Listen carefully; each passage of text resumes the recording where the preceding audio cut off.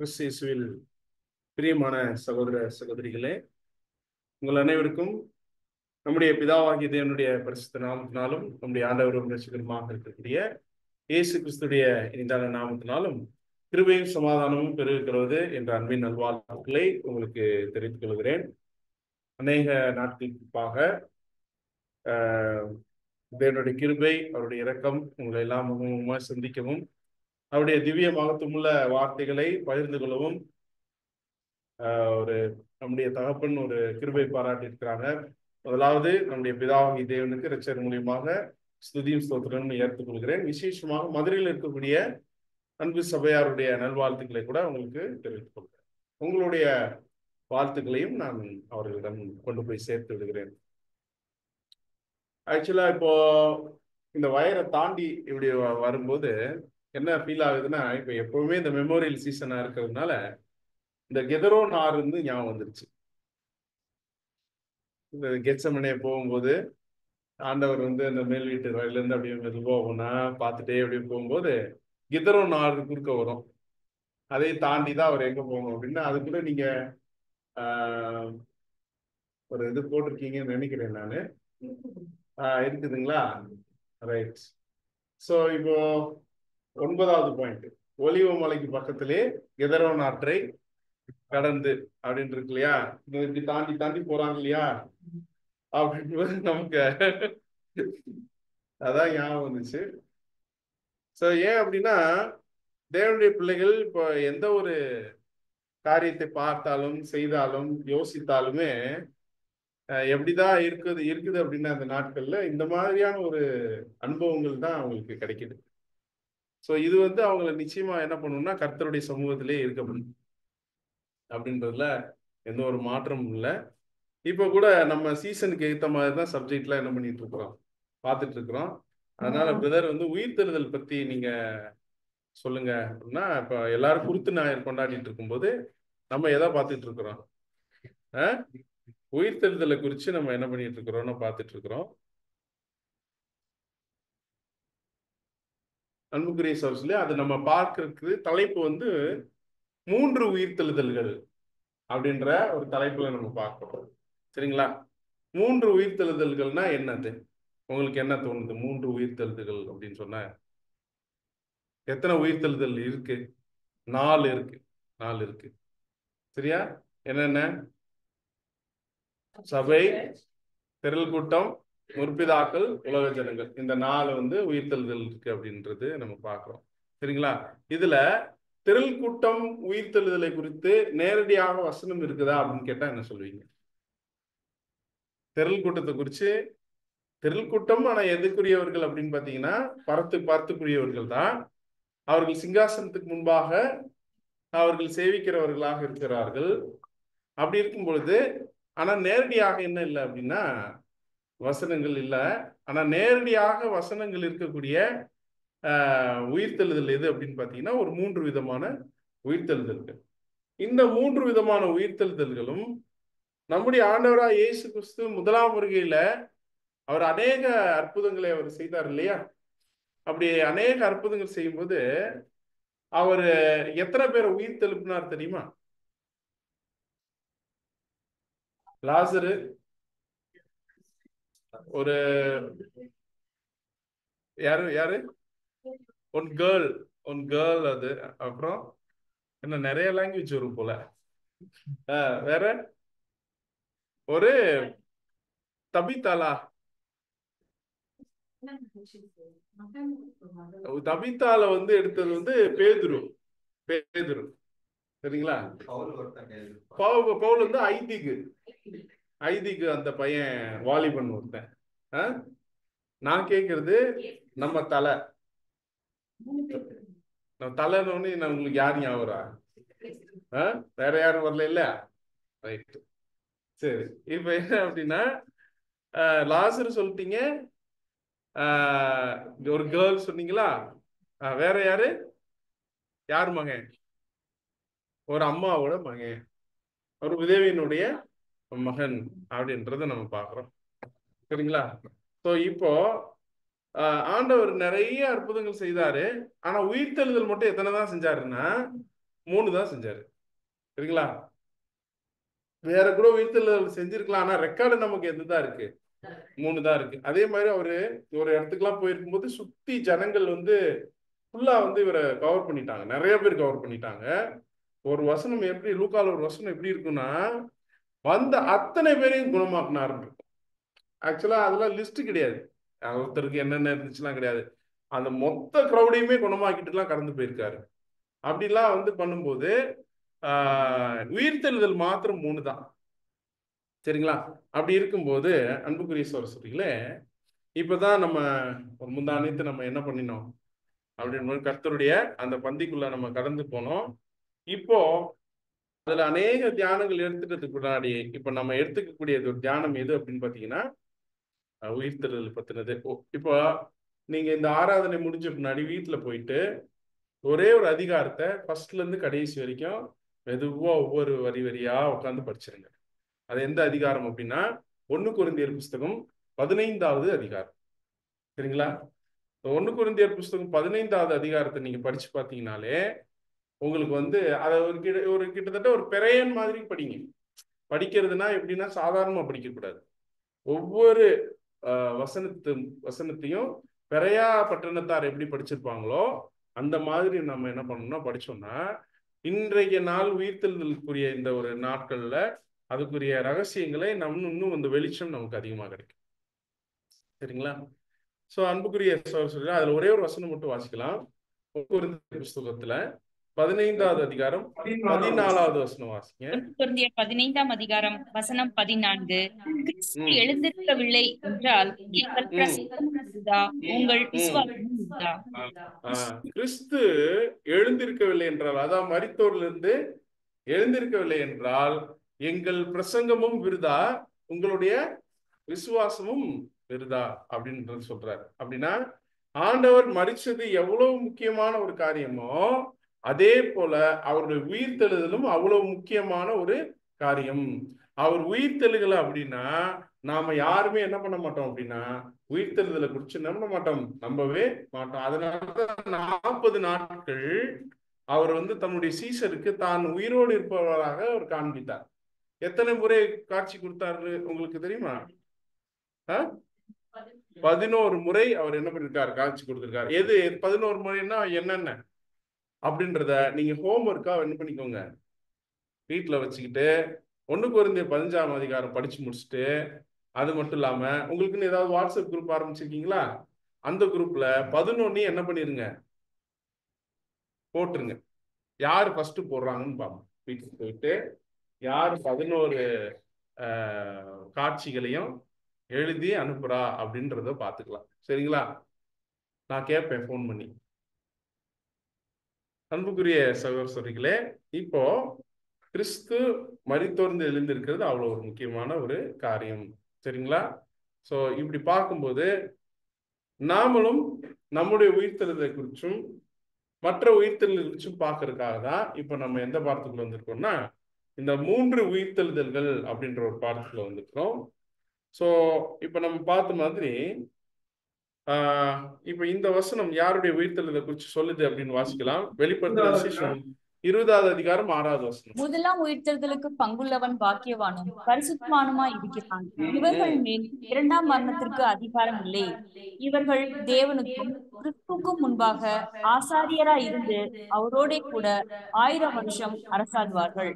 அன்புக்குரிய சகோதரர்களே, முதலாம் உயிர்த்தெழுதலுக்கு பங்குள்ளவன் எப்படி இருக்கிறான்? பாக்கியவானும் பரிசுத்தவானுமாக இருக்கிறான். அப்படின்னா இது யாருடைய உயிர்த்தெழுதல்? சபையினுடைய உயிர்த்தெழுதல். சரிங்களா?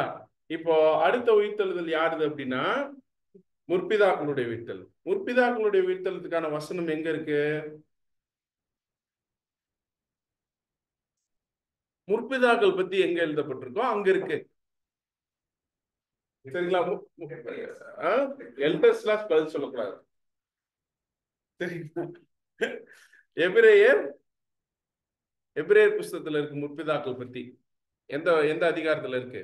விசுவாச வீரர்கள் பட்டியல் 11வது அதிகாரத்துல இருக்கு இல்லையா? அதுல வாசிக்கலாம். எபிரேயர் புஸ்தகம் 11வது அதிகாரம் 35வது வசனம் வாசிக்கலாம். ஸ்திரீகள் சாக கொடுத்த தங்களுடையவர்களை உயிரோடு எழுந்திருக்க பெற்றார்கள்.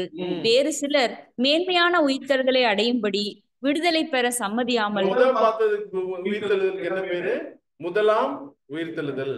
இப்போ அது வந்து திருச்சபைக்கு 1,44,000 பேருக்கு. இப்ப நம்ம பார்த்துட்டு இருக்கிற உயிர்த்தெழுதல் பேர் என்னது? மேன்மையான உயிர்த்தெழுதல். ஆங்கிலத்துல இது என்ன சொல்லுவாங்க அப்படின்னா பெட்டர் ரெசரக்ஷன் அப்படின்னு சொல்லுவாங்க. இதுக்கு பேரு பெட்டர் ரெசரக்ஷன், மேன்மையான உயிர்த்தெழுதல் அப்படின்றத அவங்க நம்ம பார்க்கிறோம். இது யாருக்கு அப்படின்னு பாத்தீங்கன்னா, யாருக்கு? முற்பிதாக்களுக்கு.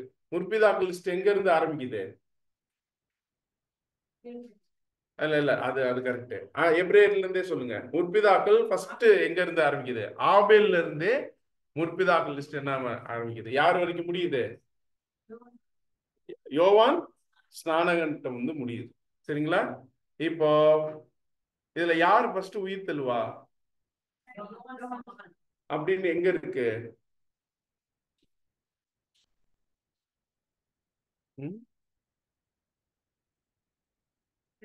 எதுலயே இருக்கு போலயே. என்ன இருக்கு? ஜான் சொல்றாரா? இல்ல, நான் என்ன கேக்குறேன்னா, ஆபேல்ல இருந்து இந்த லிஸ்டுக்கு வருது, யோவான் ஸ்நானகிட்ட வருது. யோவான் ஸ்நானகன் வரைக்கும் முற்பிதாக்கள் ஓகே. இப்ப நான் என்ன கேக்குறேன்னா, இதுல யார் முதல்ல உயிர் தள்ளுவா அப்படின்னு கேட்கும்போது நீங்க என்ன சொல்றீங்க? யோவான் ஸ்நானகன் சொல்றீங்களா? யோவான் ஸ்நானகன் தான் அப்படின்றது எப்படி நீங்க கன்ஃபார்ம் பண்ண முடியும்? அப்படின்னு எங்க இருக்கு அப்படின்னா அது நம்மளுடைய அண்டர்ஸ்டாண்டிங் தான். சரிங்களா? அதாவது என்ன அப்படின்னா, கடைசியா பிறந்தவங்க தான் முதல் பிறந்தவங்களுக்கு இன்ட்ரோடியூஸ் பண்ண முடியும் அந்த உறவுகளை. அதனாலதான் ஆர்டர் எங்க வருதுன்னா ரிவர்ஸ்ல இருந்து வர்றதா நம்ம பார்ப்போம். சரி, இப்ப அடுத்து நம்ம ஒரு வசனம் வாசிக்கலாம். யோவான் 5வது அதிகாரம் 28வது வசனம். இதை குறித்து நீங்கள் ஆச்சரியப்பட வேண்டாம், ஏனென்றால் பிரேத குழிகளில் உள்ள அனைவரும் அவருடைய சத்தத்தை கேட்கும் காலம் வரும். போதும். இதை குறித்து நீங்கள் ஆச்சரியப்பட வேண்டாம், பிரேத குழியில் உள்ள அனைவரும் அவருடைய சத்தத்தை கேட்கும் காலம் வரும்னா இது யாருடைய உயிர்த்தெழுதல்? உலக ஜனங்களுடைய அனைவரும், பிரேத குழியில் உள்ள அனைவரும் அவருடைய சத்தத்தை கேட்கும் காலம் வரும்னா உலக ஜனங்களுடைய உயிர்த்தெழுதல் அப்படின்றத நம்ம பார்க்கணும். சரிங்களா? ரைட். இப்ப சபையினுடைய உயிர்த்தெழுதல், அடுத்து யாருடைய உயிர்த்தெழுதல்? முற்பிதாக்களுடைய உயிர்த்தெழுதல். யாருக்குள்ளயாவது இந்த திரள் கூட்டத்தை பத்தி சொல்லவே மாட்டாரே அப்படின்னு ஏதாவது ஓடிக்கிட்டு இருக்கா உள்ளக? ஏன்னா அது நமக்கு தேவை கிடையாது. திரள் கூட்டம் வந்து நம்ம திரள் கூட்டத்துக்கு யாராவது ஓடுறீங்களா? யாராவது ஓடுறீங்களா? ஓட முடியாது இல்லையா?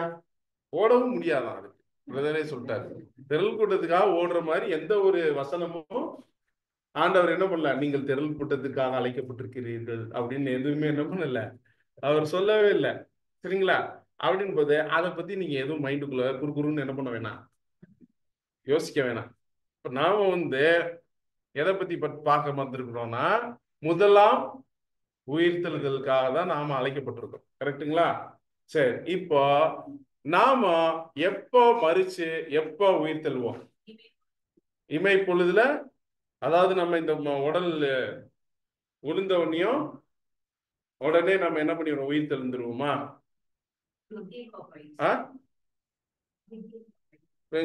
வயசு. சரி, அதெல்லாம் நீங்க அவங்க தமிழ், நீங்க ஆங்கிலம்.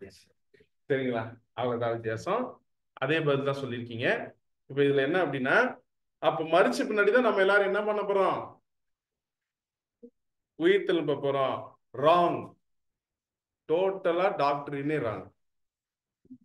Concept totally wrong.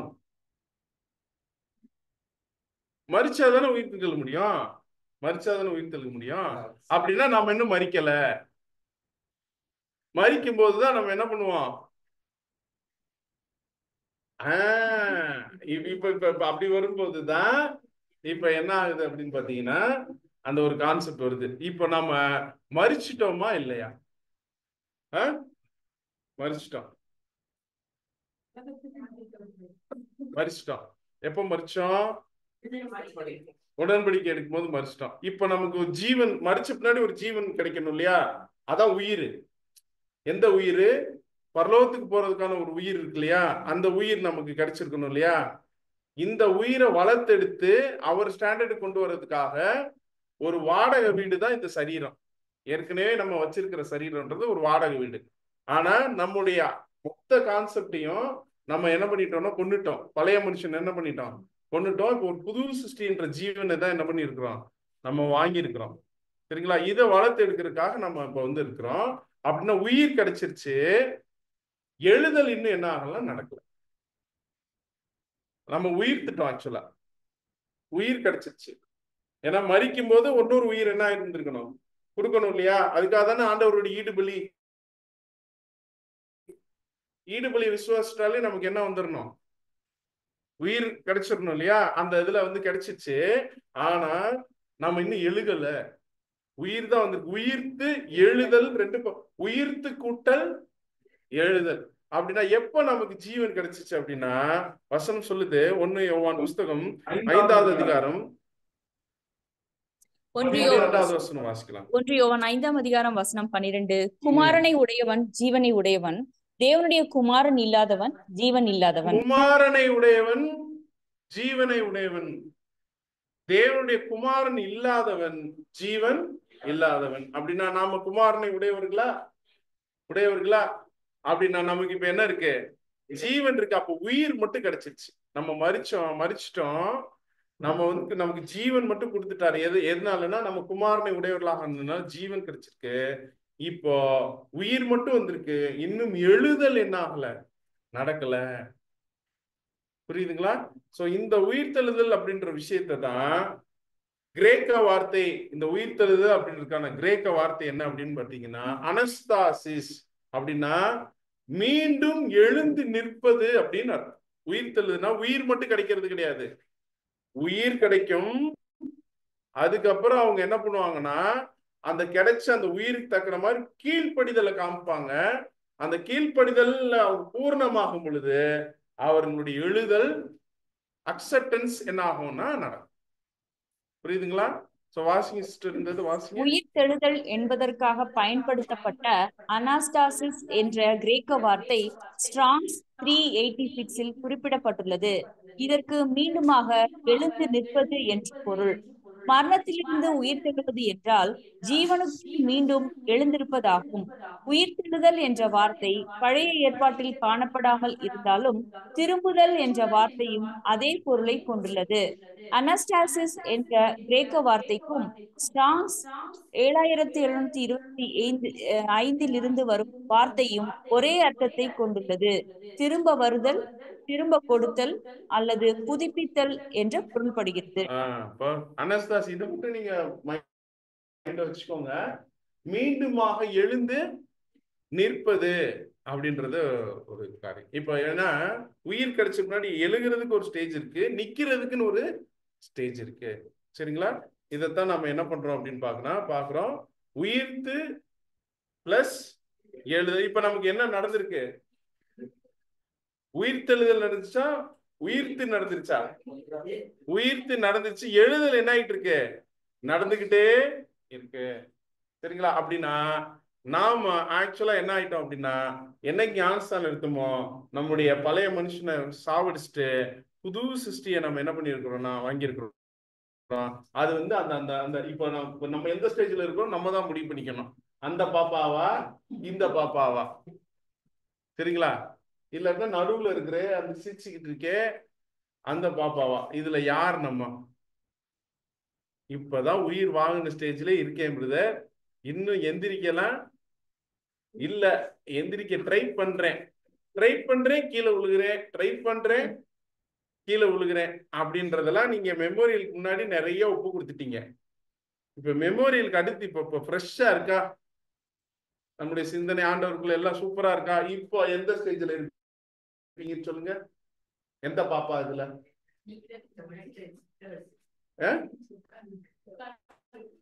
மூணாவது பாப்பாவா?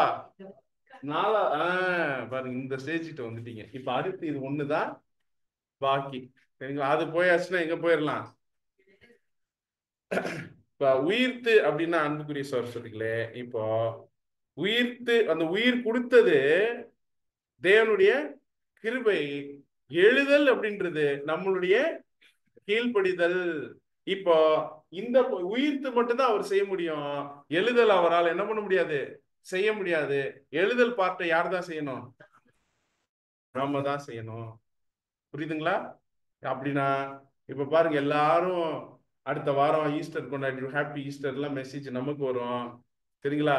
ஆனா செத்து போனவங்க ஈஸ்டர் நமக்கு அனுப்புறாங்க. உயிரோடு இருக்கிற நம்ம அவங்களுக்கு என்ன பண்ண முடியாது, சொல்ல முடியாது. புரியுதுங்களா? சோ இதுதான் ரகசியமே, இதுதான் ரகசியம்.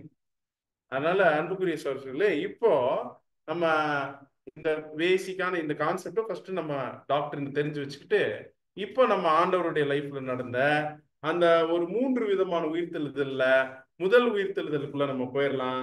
அது யவீரனுடைய மகள், ஒரு 12 வயதான ஒரு மகளை மரணத்திலிருந்து ஆண்டவர் உயிர்த்தெழுப்பின ஒரு சம்பவத்துக்குள்ள நம்ம போயிடலாம். வாசிக்கலாம். லூக்கா புஸ்தகம் 8வது அதிகாரம் 41வது வசனம். அப்பொழுது ஜெப ஆலய தலைவனாகிய யாவீரு என்னும் பேருள்ள ஒருவன் வந்து இயேசுவின் பாதத்தில் விழுந்து 12 வயதுள்ள தன்னுடைய ஒரே குமாரத்தி மரண அவஸ்தையில் இருந்தபடியால் தன் வீட்டிற்கு வரும்படி அவரை வேண்டிக் கொண்டான். அவர் போகையில் திரளான ஜனங்கள் அவரை நெருக்கினார்கள். இப்ப பாருங்க, இதான் நம்ம பாக்குற முதல் சம்பவம், சரிங்களா? 3 சம்பவம் பார்க்க போறோம். முதல் சம்பவம் என்னன்னா, ஜெப ஆலய தலைவனாகிய யவீரு என்னும் பேருள்ள ஒருவன் வந்து இயேசுவின் பாதத்தில் விழுந்து 12 வயதுள்ள தன்னுடைய ஒரே குமாரத்தி மரண அவஸ்தை. இப்படி சொல்லியிருப்பாரா ஆண்டவர்கிட்ட போய் 12 வயதுள்ள என்னுடைய மகள் அப்படின்னு சொல்லியிருப்பாரா? இல்ல மகள்னு சொல்லியிருப்பாரா? மகள் தான் சொல்லிப்பாரு. மாநிலம் உள்ள ஒரு ஒரு ஒரு ஒரு கொஞ்சம் கனத்த, இப்படி எல்லாம் ஏதாவது சொல்லியிருப்பாங்களா? அப்படிலாம் சொல்லியிருக்க வாய்ப்பு இல்லை. ஆனா இங்க நமக்கு எப்படி ரெக்கார்டு கிடைச்சிருக்கு? 12 வயதுள்ள, அப்படி 12 வயசுன்னு போட்டாகணுமா? அப்போ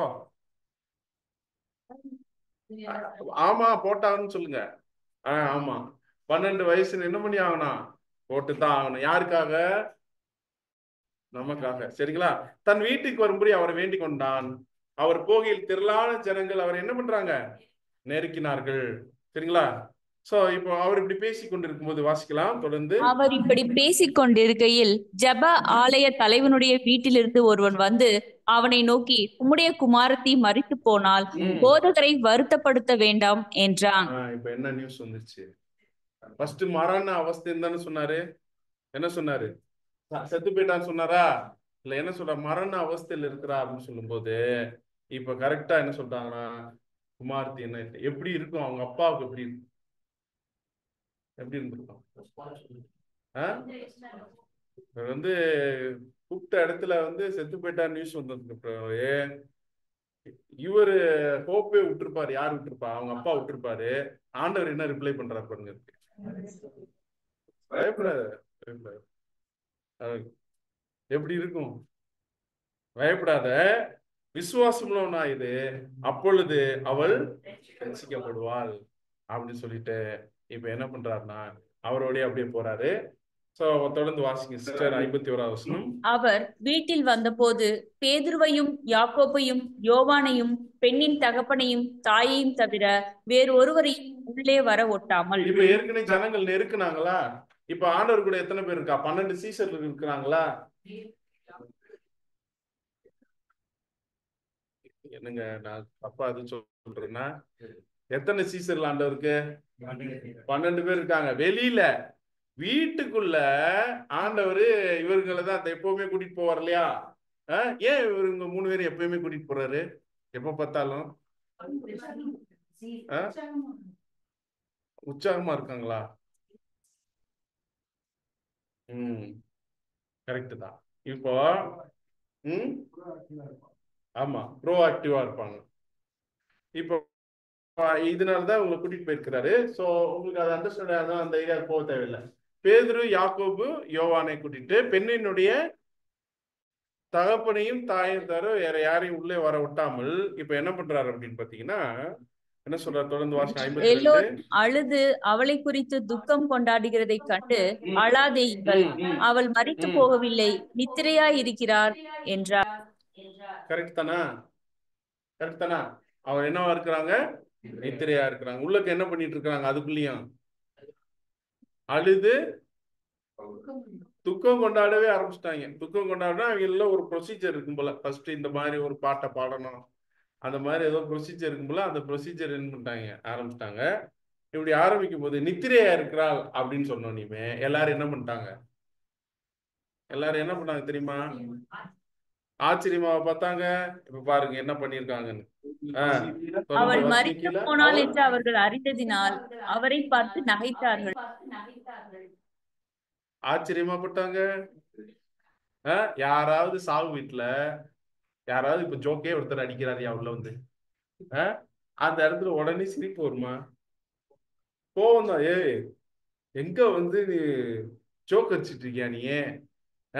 பிள்ளை செத்து போச்சு, நீங்க என்ன சொல்றீங்க? என்னன்னு சொல்றீங்க? நித்திரையாக இருக்கிறாள் அப்படின்னு சொல்றீங்க. தூங்கிட்டா இருக்கு என் பிள்ளை அப்படின்னு என்ன பண்ணிருப்பாங்க? கோவம் தான் பட்டுப்பா. ஆனா இங்க என்ன பண்ணிருக்காங்க அப்படின்னா, இவங்க சாவுக்கு அந்த கூட்டம் மாதிரி தெரியல, ஏளனம் பண்ணியிருக்கிறாங்க. அது அந்த திரும்பி விழியத்துல அப்படி வருதா? ஏளனம் பண்ணியிருக்கிறாங்க பாருங்க. ஏளனம் சிரிக்கிறது எல்லாம் ஒண்ணுதானே. கேலி கிண்டல், கேலி கிண்டல்லாம். அப்ப பாருங்க 54 வாசிங்க. அப்ப இவர் என்ன, சரி அப்ப நீங்க எல்லாரும் வெளியில போங்கட்டார். 54 வாசிங்க. எல்லோரையும் அவர் வெளியே போக பண்ணி அவருடைய கையை பிடித்து பிள்ளையே எழுந்திரு என்றார். யாருடைய கையை பிடித்து? ஒவ்வொருத்தரையும் ஒவ்வொரு மாதிரி குணப்படுத்துவார், உயிர் தெழுப்புவார். சரிங்களா? குணப்படுத்துறது அப்படிதான் பண்ணுவாரு. உயிர் தெழுப்புறது இந்த பிள்ளையை குணப்படுத்தும் போது, உயிர் தெழுப்பும் போது மட்டும் எப்படி பண்றாரு? கைய பிடிக்கிறாரு. இதெல்லாம் நீங்க அப்படியே போகணும், போயிட்டு இருப்பீங்கன்னு நினைக்கிறேன். சரிங்களா? கைய பிடிக்கிறாரு. கைய பிடிச்சு எழுந்திரு என்றார். அப்பொழுது அவள் உயிர் திரும்ப வந்தது. உடனே அவள் எழுந்திருந்தாள். அவளுக்கு ஆகாரம் கொடுக்க கட்டளையிட்டார். உடனே என்ன சொல்றாரு? சாப்பாடு கொடுங்க அப்படின்றாரு. ஒருவேளை பசியில செத்து போயிருக்குமோ என்னன்னு தெரியல. ஆனா அதான் ஒவ்வொன்றுமே வித்தியாசமா இருக்கும். ஆனா இப்ப நமக்கு ஆவிக்குரிய விஷயம் பார்க்கும்போது ரொம்ப பியூட்டிஃபுல்லா இருக்கும். உடனே சாப்பாடு கொடு அப்படின்னு சொல்றாரு. தொடர்ந்து வாசிக்கலாம். அவள் தாய் தகப்பன்மார் ஆச்சரியப்பட்டார்கள். அப்பொழுது நடந்ததை ஒருவருக்கும் சொல்லாமல் இருக்கும்படி அவர்களுக்கு கட்டளையிட்டார். இப்ப தாய் தகப்பன்மார் ஆச்சரியப்படுறாங்க. ஆனா என்ன பண்ணாதீங்க, யாருக்குமே என்ன பண்ணாதீங்க, சொல்லாதீங்க அப்படின்னு கட்டளையிட்டார் அப்படின்னு. சரிங்களா? ரைட், அவ்வளவுதான் சம்பவம் முடிஞ்சு. சரிங்களா? ஒரு உயிர்த்தெழுதல் சம்பவம் முடிஞ்சு. இது எந்த உயிர்த்தெழுதலை அடையாளப்படுத்துது? ரெடியா இருக்கு. சரி, எப்படி சர்ச் கிளாஸ்?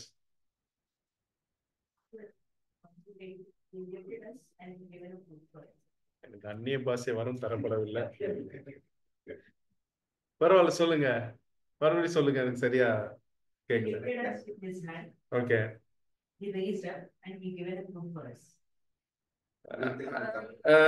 நான் என்ன சொல்றேன், ஏன் why not world mankind? Those people are children.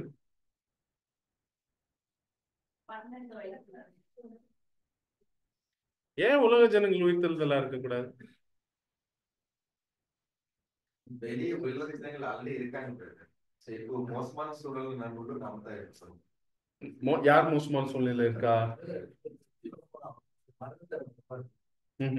நான் இந்த உயிர்த்தெழுதல் பர்டிகுலரா சபையோட உயிர்த்தெழுதல்ன்றதுக்கு காரணம் சொல்லுங்க.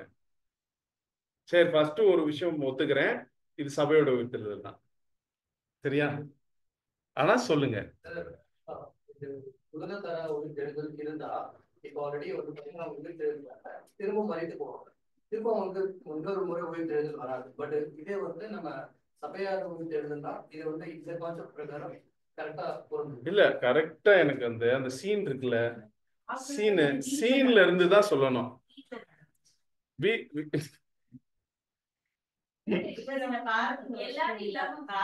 சரி, நான் சொல்றேன், நானே சொல்லிடுறேன். ஃபர்ஸ்ட் அது ஒரு பொண்ணு. கரெக்டா? உயிர் தெழுப்பினது யாரு? ஃபர்ஸ்ட் அத ஒரு பொண்ணு. சரியா? அதுக்கப்புறம் 12 வயசு. 12 அப்படின்னாலே அப்போஸ்தலர்கள் 12 பேர் அந்த அஸ்திபாரம். கரெக்டா? கரெக்டா இல்லையா? அதுக்கப்புறம்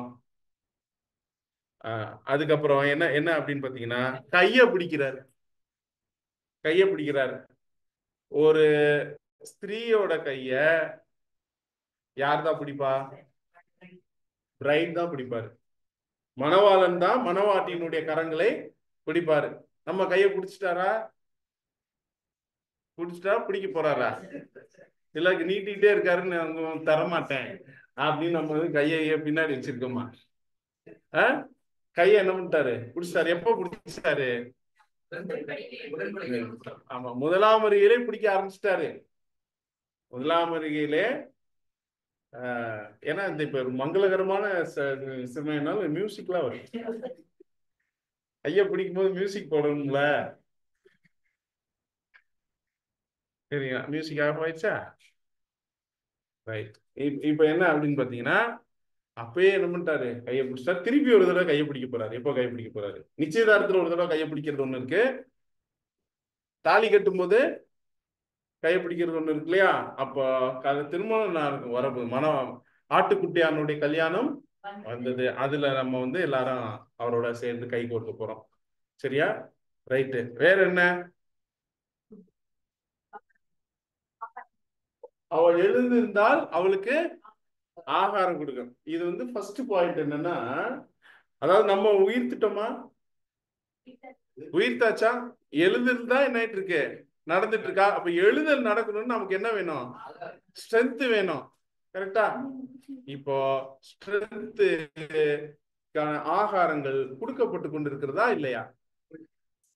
சரி, இதுதான் நம்ம போக போறோம். ஒன்னா என்ன அப்படின்னா எபேசியர் 2:4 நம்ம ஃபர்ஸ்ட் மறிச்சிருந்தோம். எப்படி மறிச்சிருந்தோம் அப்படின்னா அக்கிரமங்களினாலும் பாவங்களினாலும் மரித்தவர்களாகிய உங்களை என்ன பண்ணினார்? உயிர்ப்பித்தார் அப்படின்னு பார்க்கிறோம். நாம இதுல மறிச்சிருந்தோம். நம்மள ஆண்டவர் என்ன பண்ணிருக்கிறார்? உயிர் கொடுத்திருக்கிறார். இப்ப எழுதல் நடக்கணும். ஆகாரம் வேணும். ஆகாரம் யார்கிட்ட இருந்து வந்துகிட்டு இருக்கு? இப்ப நமக்கு கர்த்தர்கிட்ட இருந்து வருது. வேற கொடுங்க அப்படின்ட்டு போயிட்டார். நீங்க பார்த்து வீட்டுல இருக்கிறவங்க பார்த்து என்ன பண்ணுங்க, அந்த பிள்ளைக்கு சாப்பாடு கொடுங்க. நான் வீட்டுல ஒருத்தர் இருந்தார். அவர் தான் என்ன பண்ணாரு? அந்த பிள்ளைகளுக்கு எல்லாம் என்ன பண்ணாரு? சாப்பாடு கொடுத்தாரு. 7ஆம் கால சபையில தேவனுடைய பரிசுத்தவான்களுக்கு ஒரு ஃபுல் அன்லிமிட்டட் மீல்ஸ் இருக்கு. நம்ம ஆளுக்குதான் போதும், கொஞ்சம் வைங்க அப்படின்னு என்ன பண்றது? சாப்பிட்றதே கிடையாது. சிலர்லாம் பட்டினி கிடக்குறது. பழைய மனுஷன் மட்டும் சாப்பாடு என்ன ஆயிட்டு இருக்காங்க, எப்பவுமே ரெடியா இருக்கும். புது மனுஷனுக்கு சாப்பாடு வந்து சாப்பிடுறது கிடையாது. இவனை வத்த விட்டு இவனை வந்து ஸ்ட்ராங் பண்ணிடுறது. புது சிருஷ்டியை வத்த விட்டு அப்ப 2 பேருக்கு ஒரு நாள் சண்டை வந்து யார் ஜெயிப்பா? இவன் தான் போட்டு அடிச்சு விடுவான். அப்ப சாப்பாடு யாருக்கு கொடுக்கணும்? அதிகமா. அப்ப புது சிருஷ்டிக்கு அதிகமா சாப்பாடு கொடுக்கணும். என்ன பண்ணணும்? அதான் என்ன பண்ணணும்? ஆகாரத்தை அதிகமா எடுக்கணும். என்ன பண்ணணும்? அதிகமான கூடுகைகள் வைக்கணும். அதிகமான சபை கூடுகையில கலந்துக்கணும். ஒரு கூடுகை கூட என்ன பண்ணக்கூடாது? மிஸ் பண்ணவே கூடாது. புரியுதுங்களா? சோ இதுதான் என்ன சொல்றேன்னா, அப்போ நமக்கு கொடுத்த ஒரு நல்ல ஒரு ஊழியக்காரன் யாரு அப்படின்னா நம்முடைய மூத்த சகோதரர். வாசிக்கலாம். மத்தேயு 24:45 வாசிக்கலாம். ஏற்ற வேளையிலே தன் வேலைக்காரருக்கு போஜனம் கொடுத்து அவர்களை விசாரிக்கும்படி எஜமான் வைத்த உண்மையும் விவேகமும் உள்ள ஊழியக்காரன் யாவன்? ஏற்ற வேளையிலே தன் வேலைக்காரருக்கு போஜனம் கொடுத்து அவர்களை விசாரிக்கும்படி வைத்த எஜமான் வைத்த உண்மையும் முத்தமும் உள்ள விவேகம் உள்ள ஊழியக்காரன் யார்? அன்புக்குரிய சொல்லி இப்போ நம்ம சாப்பாடு கொடுக்குறோம் இல்லையா? கொடுக்கறதுனால இப்ப நாம பழைய மனுஷனுடைய காரியங்கள் எல்லாம் என்ன பண்ணணும்னா சிலுவையில நம்ம என்ன பண்ணி இருந்திருக்கணும்? அடைஞ்சிருக்கணும். அதைத்தான் வாசிக்கிறோம். கலாத்தியர் 6:14 வாசிக்கலாம். நானோ நம்முடைய கர்த்தராகிய இயேசு கிறிஸ்துவின் சிலுவையை குறித்தே அல்லாமல் வேறொன்றை குறித்து மேன்மை பாராட்டாதிருப்பேனாக. அவரால் உலகம் எனக்கு சிலுவையில் அறையுண்டிருக்கிறது, நான் உலகத்திற்கு சிலுவையில் அறையுண்டிருக்கிறேன். அவரால் உலகம் எனக்கு சிலுவையில் அறையுண்டிருக்கிறது, நானும் உலகத்திற்கு சிலுவையில் அறையுண்டிருக்கிறேன். அப்படின்னா என்ன? அவரால் உலகம் எனக்கு சிலுவையில் அறையுண்டிருக்கிறது, இந்த உலகமே சிலுவையில் அறையுண்டிருக்கு, நானும் உலகத்துக்கு சிலுவையில் அறையுண்டிருக்கிறேன். அப்படின்னா என்ன அர்த்தம்?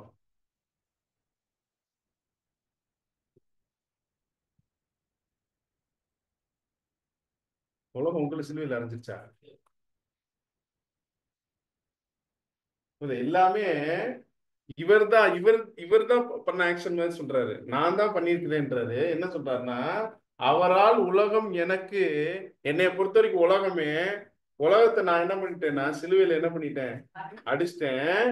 அதே போல நானும் இந்த உலகத்துக்கு எப்படி இருக்கிறேன்னா சிலுவையில் அறையப்பட்டவனா இருக்கிறேன் அப்படின்றாரு. அப்படின்னா என்ன அர்த்தம்? அதாவது உலகத்துல இருக்கக்கூடிய ஃபர்ஸ்ட் பாயிண்ட் என்னன்னா, உலகத்துல இருக்கக்கூடிய எதுவுமே என்னை அட்ராக்ட் பண்ணவே பண்ணாது. அவரால் உலகம் எனக்கு சிலுவையில் அடிக்கப்பட்டிருக்கு அப்படின்னா அந்த உலகத்துல இருக்கிற எந்த ஒரு விஷயமே என்னைய துளி கூட அட்ராக்ட் பண்ணாது. அதாவது ஒரு நல்ல ஒரு வேலை அப்படின்னு மனசு விரும்புமா? விரும்பாதா? இந்த தப்பான ஏரியாக்கே போவேனா? அது எக்கச்சக்கமா கொட்டி வச்சிருக்கான் சாத்தான். அந்த ஏரியா பக்கம் ஃபுல்லா அசிங்கம், அசுத்தம், அதுக்குள்ள போவேனா? இப்ப பார்த்துட்டு இருக்கிற வேலையோட பெட்டரான ஒரு ஜாப் வருது, மனசு விரும்புமா? விரும்பாது. நல்ல சேலரி, சூப்பரா இருக்கு. ஆனா அந்த வேலைக்கு போனா சபை கூடிக்கு வர முடியாது. இப்ப என்ன பண்ணலாம்? ஆனா சூப்பர் வேலை, அதுவும் வேலையெல்லாம் கம்மியா இருக்கு. வேலையெல்லாம் நீங்க வந்தா மட்டும் போதுன்றாங்க. கரெக்டா சம்பளம் டான் வந்துருன்றாங்க. ஆனா எல்லா நாளும் வேலை இருக்கு. அப்படின்னா இதுதான் டெம்டேஷன். இதுதான் டெம்டேஷன். அப்புறம் கல்யாணம் முடிக்காத தம்பிகளுக்கு உலகத்துல இருந்து ஒரு செம ஆஃபர் வரும். குர்த்தோல நான் தூக்கி போற குடும்பத்துல இருந்து, உங்க பையனை கொடுத்தாலே கொடுங்க, உங்க பொண்ணை கொடுத்தாலே கொடுங்க அப்படின்னு தவம் கிடப்பாங்க. மனசு என்ன ஆகும்? லைட்டா அப்படி செகண்ட் ஆப்ஷன் போங்க. எப்படி ஆப்ஷன்? இவங்களுக்கு நம்ம ட்ரூத் சொல்லி இவங்களுக்கு பேப்டிசம் கொடுத்து, அப்போ கொஞ்சம் யோசிச்சு பாருங்க. உலகம் எனக்கு சிலுவையில் அறையுன்னு இருக்கிறான்னா அப்பப்போ அணியை கழட்டி விட்டுருவேன். இறங்கி இறங்கி ஏறும் உலகம். இப்படியா? இப்படி இருந்துச்சுன்னா நம்ம முதலாம் உயிர்த்தலுக்கு என்ன பண்ண முடியாது, எழுதலுக்குள்ளே போக முடியாது. அடுத்த பாயிண்ட் பாருங்க. அந்த ஸ்டேஜ் வர்றது இன்னும் கஷ்டம். எப்படின்னா, நானும் உலகத்துக்கு எப்படி இருக்கேன்னா சிலுவையில் அறையிட்டு இருக்கேன்னா, இப்படி நான் கிறிஸ்துக்காக வாழ்றதுனால உலகமே என்னைய பார்த்து என்ன சொல்லணும்னா லூசு பையன்னு சொல்லும். இதெல்லாம் ஒரு ஆளாடா, உன்னை படிக்க வச்சு இது பண்ணி சீராட்டி பாராட்டி அப்படின்னு என்ன பண்ணுவோம் சொல்லி நம்மளை பொழைக்க தெரியாதவன், ஏமாளி, அம்மாஞ்சி, பழம், இப்படிலாம் என்ன பண்ணும் சொல்ல. ஏன்னா இந்த சமுதாயத்துடைய கண்ணோட்டமே பாருங்க, இந்த ஒரு பட்டனை நான் கலட்டிட்டேன்னு வச்சுக்கோங்க, நான் வந்து ரவுடி. கரெக்டா? இந்த மே பட்டனை போட்டுட்டேன்னு வச்சுக்கோங்க, நான் வந்து பழம். சரி, பழம் வரான்டாடி வர எங்க பட்டன் எங்க போட்டிருக்கான் பாரு அப்படின்னா இங்க போட்டு இங்க இங்க இங்க பட்டன் போடக்கூடாதா? அது டையே நான் போடல, பட்டன் போடுறேன். என்ன இப்போ நான் அதுக்காக பழமா அப்படின்னா பழம் உலகம் என்னதான் சொல்லும், பழம் அப்படின்னா தெரியாம பட்டன், இந்த பட்டன் கழட்டுருச்சு போடல அப்படின்னா என்னை ரவுடின்னு பற்றி வராம பாரு. சட்டை பட்டனை கழட்டி விட்டு உலகம் என்னை என்னன்னாலும் என்ன பண்ணும் சொல்லும். ஆனா என்னுடைய ஓட்டமும் அவருக்கு அந்த அந்த லிங்க் இருக்கு இல்லையா, அந்த டிவைன் கனெக்ஷன் இருக்கு இல்லையா, அது பெர்ஃபெக்டா இருக்குதா இல்லையான்னு மட்டும்தான் நான் என்ன பண்ணணும், மானிட்டர் பண்ணிட்டு இருக்கேன். புரியுதுங்களா? நான் யாருக்கும் எந்த பதிலும் சொல்ல வேண்டிய அவசியம் இல்லை. சோ அன்புக்குரிய சொல்ல, அவரால் உலகம் எனக்கு சிலுவையில் அறையுண்டிருக்கிறது, நானும் உலகத்திற்கு சிலுவையில் அறையுண்டிருக்கிறேன். இப்ப நம்மளால சொல்ல முடியுமா? சொல்லணும். சரிங்களா? அப்பதான் சபையா போக முடியும். அப்பதான் கைய பிடிப்பார். அவர் கைய பிடிக்கணுமா வேணாமா? நாம கைய பிடிச்சா நல்லா இருக்குமா, இல்ல அவர் நம்ம கைய பிடிச்சா நல்லா இருக்குமா? அவர் கைய பிடிச்சாதான் நல்லா இருக்கும். அப்பதான் சூப்பரா இருக்கும். மியூசிக் எல்லாம் போடும். அன்புக்குரிய சகோதரர்களே, பாருங்க, இந்த ஒரு ஜெபாலய தலைவன் எவ்விரு அப்படி ஏன் இந்த 3 பேரை கூட்டிட்டு போனாரு அப்படின்னா, திருச்சபையுடைய நிலைமைகள் 3: அழைக்கப்பட்டவர்கள், தெரிந்து கொள்ளப்பட்டவர்கள், உண்மை உள்ளவர்களாக இருக்கிறதுனாலதான் அவங்களதான் இந்த 3 பேர் என்ன பண்றாங்கன்னா அடையாளப்படுத்துறாங்க. புரியுதுங்களா? சோ இந்த ஒரு முதல் உயிர்த்தெழுதல், முதல் சம்பவம் சபையினுடைய உயிர்த்தெழுதலை அடையாளப்படுத்தினதா பாக்குறோம். நாம என்ன செய்யணும் அப்படின்றதே நம்ம என்ன பண்ணிட்டோம், இப்ப கத்துக்கிட்டோம். ரைட். அடுத்த சம்பவம் என்ன அப்படின்னா, வாசிக்கலாம். லூக்கா புஸ்தகம் 7வது அதிகாரம் 11 முதல். 7ஆம் அதிகாரம் வசனம் 11 முதல். மறுநாளிலே அவர் நாயின் என்னும் ஊருக்கு போனார். அவருடைய சீஷர் அநேகரும் திரளான ஜனங்களும் அவருடனே கூட போனார்கள். அவர் ஊரின் வாசலுக்கு சமீபித்த போது மரித்து போன ஒருவனை அடக்கம் பண்ணும்படி கொண்டு வந்தார்கள். அவன் தன் தாய்க்கு ஒரே மகனாய் இருந்தான். அவளோ கைம்பெண்ணாய் இருந்தாள். ஊராரில் வெகு ஜனங்கள் அவளுடனே கூட வந்தார்கள். இப்பயும் நீங்க வார்த்தை போய் வார்த்தையா பார்க்கணும். பார்த்தாதான் இது என்ன உயிர்த்தல்னு உங்களால என்ன பண்ண முடியும். நான் ஆர்டரை மாத்தி கூட போட்டிருப்பேன். நீங்க வரிசையா வருதுன்னா என்ன பண்ணக்கூடாது, நினைக்க கூடாது. சரிங்களா? மறுநாளிலே, வார்த்தை எப்படி தொடங்குது? மறு நாளிலே அவர் நாயின் என்னும் ஊருக்கு போனார். நாயின், note the point, your honour. நாயின், கரெக்டா? அதுக்கடுத்து அவருடைய சீஷர் அநேகரும், அவருடைய சீஷர் அநேகரும் திரளான ஜனங்களும் அவருடைய கூட போனார்கள். திரளான ஜனங்கள். இருங்க வரேன், அதுக்குள்ளேயும் ஒரு முடிவுக்கு வரக்கூடாது. அவரோட கூட போனார்கள். அவர் ஊரின் வாசலுக்கு சமீபித்த போது மரித்து போன ஒருவனை அடக்கம் பண்ணும்படி கொண்டு வந்தார். இன்னும் அடக்கம் பண்ணல, ஆனா மரிச்சிட்டான். அவனை அடக்கம் பண்ணும்படி என்ன பண்றாங்க? என்ன எல்லாம் தமிழ் தானங்க, எங்க திருப்பி இப்படி எல்லாம் சொல்றீங்கன்னு நீங்க கேட்க கூடாது. சரிங்களா? அதான் அப்படிதான் சொன்னாதான் கொஞ்சம் புரியும். அவள் தன் தாய்க்கு ஒரே மகனா இருந்தான். அவளோ கைம்பெண்ணாக, இந்த கைம்பெண்ணா என்னது?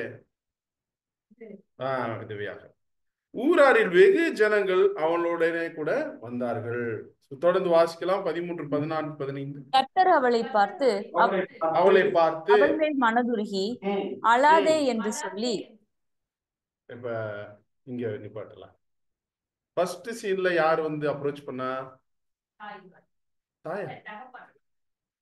அவர் தான் ரெக்வெஸ்ட் பண்ணார், என் பொண்ணு மரண அவஸ்தையில இருக்குன்னு. இங்க யாருமே ரெக்வெஸ்டே பண்ணல. இவரா போறார். இவரா போய் அவள் மேல் மனதுருகி அழாதே என்று சொல்லி பாடையை தொட்டார். அங்க என்ன பண்ணா? கைய பிடிச்சார். இங்க தொட்டார். அவ்வளவுதான். அதை சுமந்தவர்கள் நின்றார்கள். அப்பொழுது அவர், வாலிபனே என்று உனக்கு சொல்லுகிறேன் என்றார். மரித்தவன் எழுந்து உட்கார்ந்து பேசத் தொடங்கினான். இங்க பாருங்க, அங்க என்னன்னா, இந்த சின்ன பிள்ளை எந்திரிச்சு பாட்டுக்கு பெப்பர் பேன் உட்காந்துருக்கு, சாப்பாடு ஆகாரம் கொடுங்க அப்படின்னு சொல்லிட்டு போயிட்டாரு. இங்க இவனை எழுப்பணும், இவன் பாட்டுக்கு என்ன பண்ணிட்டு இருக்கான்? பேச ஆரம்பிச்ச. என்னத்த பேசினான்னு தெரியல. என்ன பேசியிருக்கலாம்?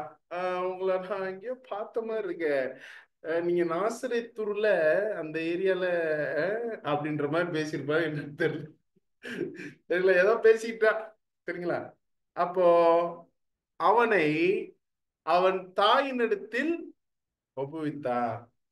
இப்ப அம்மாவுக்கு பிள்ளை தானே அது, அம்மாவுக்கு பிள்ளைதான், ஒப்புவிக்கணுமா? ஆனா எல்லாம் எப்படி நோட் பண்ணி போட்டிருக்காங்க பாருங்க நமக்காக. சரிங்களா? ஏன்னா வேதத்தில் உள்ள எந்த ஒரு எழுத்தாகிலும் எழுத்தின் உறுப்பாகிலும் அவமாய் போகாது. ரொம்ப கவனமா நம்ம ஒவ்வொரு வார்த்தையும் நம்ம பார்க்கணும். அன்புக்குரிய சோர்ஸ் ரைட். சம்பவம் அவ்வளவுதான்.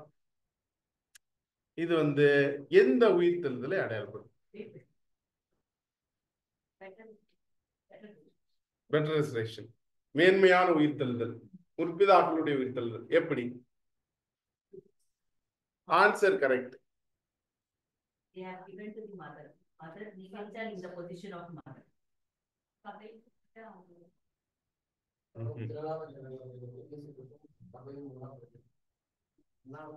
இப்போ இப்போ நீங்க நீங்க நீங்க கவனிக்கணும் என்ன அப்படின்னா, மறுநாளிலே கிங்டம், சரிங்களா? இப்போ இதுல என்ன அப்படின்னு பார்க்கும்போது, ஊரின் வாசலுக்கு சமீபத்த போது மரித்து போன ஒருவனை அடக்கம் பண்ணும்படி கொண்டு வந்தார்கள். அவன் தாய்க்கு ஒரே மகளா இருந்தான். கர்த்தர் அவளை பார்த்து மனதுருகி. அப்படின்னா சபையை பார்த்து மனதுருகிறாரா? சபையை பார்த்து மனதுருகிறார். நீ அந்த அந்த தாய் சபையை நீங்க சொன்னீங்கன்னா, சபையை பார்த்து ஆண்டவர் மனதுருக வேண்டிய அவசியம் இல்ல. அப்படின்னா என்ன? நீங்க அம்மா யார் அப்படின்னு கேட்டீங்கன்னா, நம்முடைய அப்போஸ்தலனாகிய பவுல் கலாத்துல இருக்கிற திருச்சபைக்கு 2 அம்மா பத்தியும் 2 பிள்ளைய பத்தியும் பேசியிருப்பார். பேசியிருப்பாரா? என்ன பேசியிருப்பார்? ஆபிரகாமுக்கு 2 குமார், உடன்படிக்கைகள் ஒரு அடிப்படை வேதாபாரம் பாத்தீங்களா? உடன்படிக்கைகள், அதுல இது வரும். 3 உடன்படிக்கைகள் அப்படின்ற பாடத்துல இது வரும். என்ன வாசிக்கலாம் சிஸ்டர்? கலாத்தியர் புஸ்தகம் 4வது அதிகாரம் 22, 23. ஆபிரகாமுக்கு 2 குமாரர் இருந்தார்கள் என்று எழுதியிருக்கிறது. ஒருவன் அடிமையானவனிடத்தில் பிறந்தவன், ஒருவன் சுயாதீனம் உள்ளவனிடத்தில் பிறந்தவன். அடிமையானவனிடத்தில் பிறந்தவன் மாம்சத்தின்படி பிறந்தான், சுயாதீனம் உள்ளவனிடத்தில் பிறந்தவன் வாக்குத்தத்தத்தின்படி பிறந்தான். தொடர்ந்து இவைகள் ஞான அர்த்தம் உள்ளவைகள். அந்த ஸ்திரீகள் 2 ஏற்பாடுகளாம். ஒன்று சீனாய் மலையில் உண்டான ஏற்பாடு, அது அடிமைத்தனத்திற்கு உள்ளாக பிள்ளை பெறுகிறது. அது ஆகார் என்பவள் தானே. ஆகார் என்பது அரபி தேசத்துக்குள்ள சீனாய் மலை. அந்த ஆகார் இப்பொழுது இருக்கிற எருசலேமுக்கும் சரி. இவள் தன் பிள்ளைகளோட கூட அடிமைப்பட்டிருக்கிறாளே.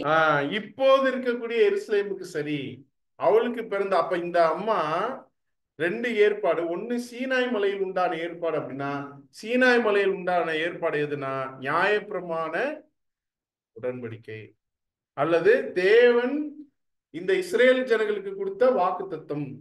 கரெக்டுங்களா? சோ இப்போ இதுக்கு பிறந்த பிள்ளைகள், நியாயப்பிரமாணத்து உடன்படிக்கைக்கும் வாக்குத்தத்தத்துக்கும் பிறந்த பிள்ளைங்க தான் யார் அப்படின்னா இஸ்ரேல் ஜனங்கள்.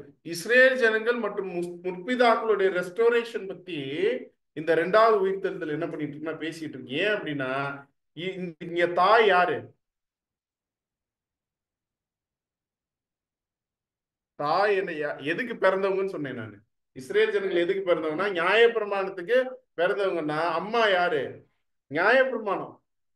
சரிங்களா? இப்போ நியாயப்பிரமாணத்துக்குள்ள இருக்கக்கூடிய ப்ராமிசஸ் பேஸ் பண்ணி இப்ப ஆண்டவர் என்ன பண்ணா, ஆசீர்வதிப்பேன்னு ஏற்கனவே என்ன பண்ணிட்டாரு சொல்லிட்டதுனால, இப்ப என்ன பண்ணி ஆகணும்? இவங்கள ஆசீர்வதிச்சு ஆகணும். எதை பேசிஸ்லன்னா அவருடைய வார்த்தையினுடைய அடிப்படையில. இப்ப அதனாலதான் அந்த வார்த்தைக்கு அவரு, ஏன்னா இந்த அம்மா போய் கேட்க கிடையாது, இவரே தான் வாலண்டியர் என்ன பண்ணிட்டுறாரு.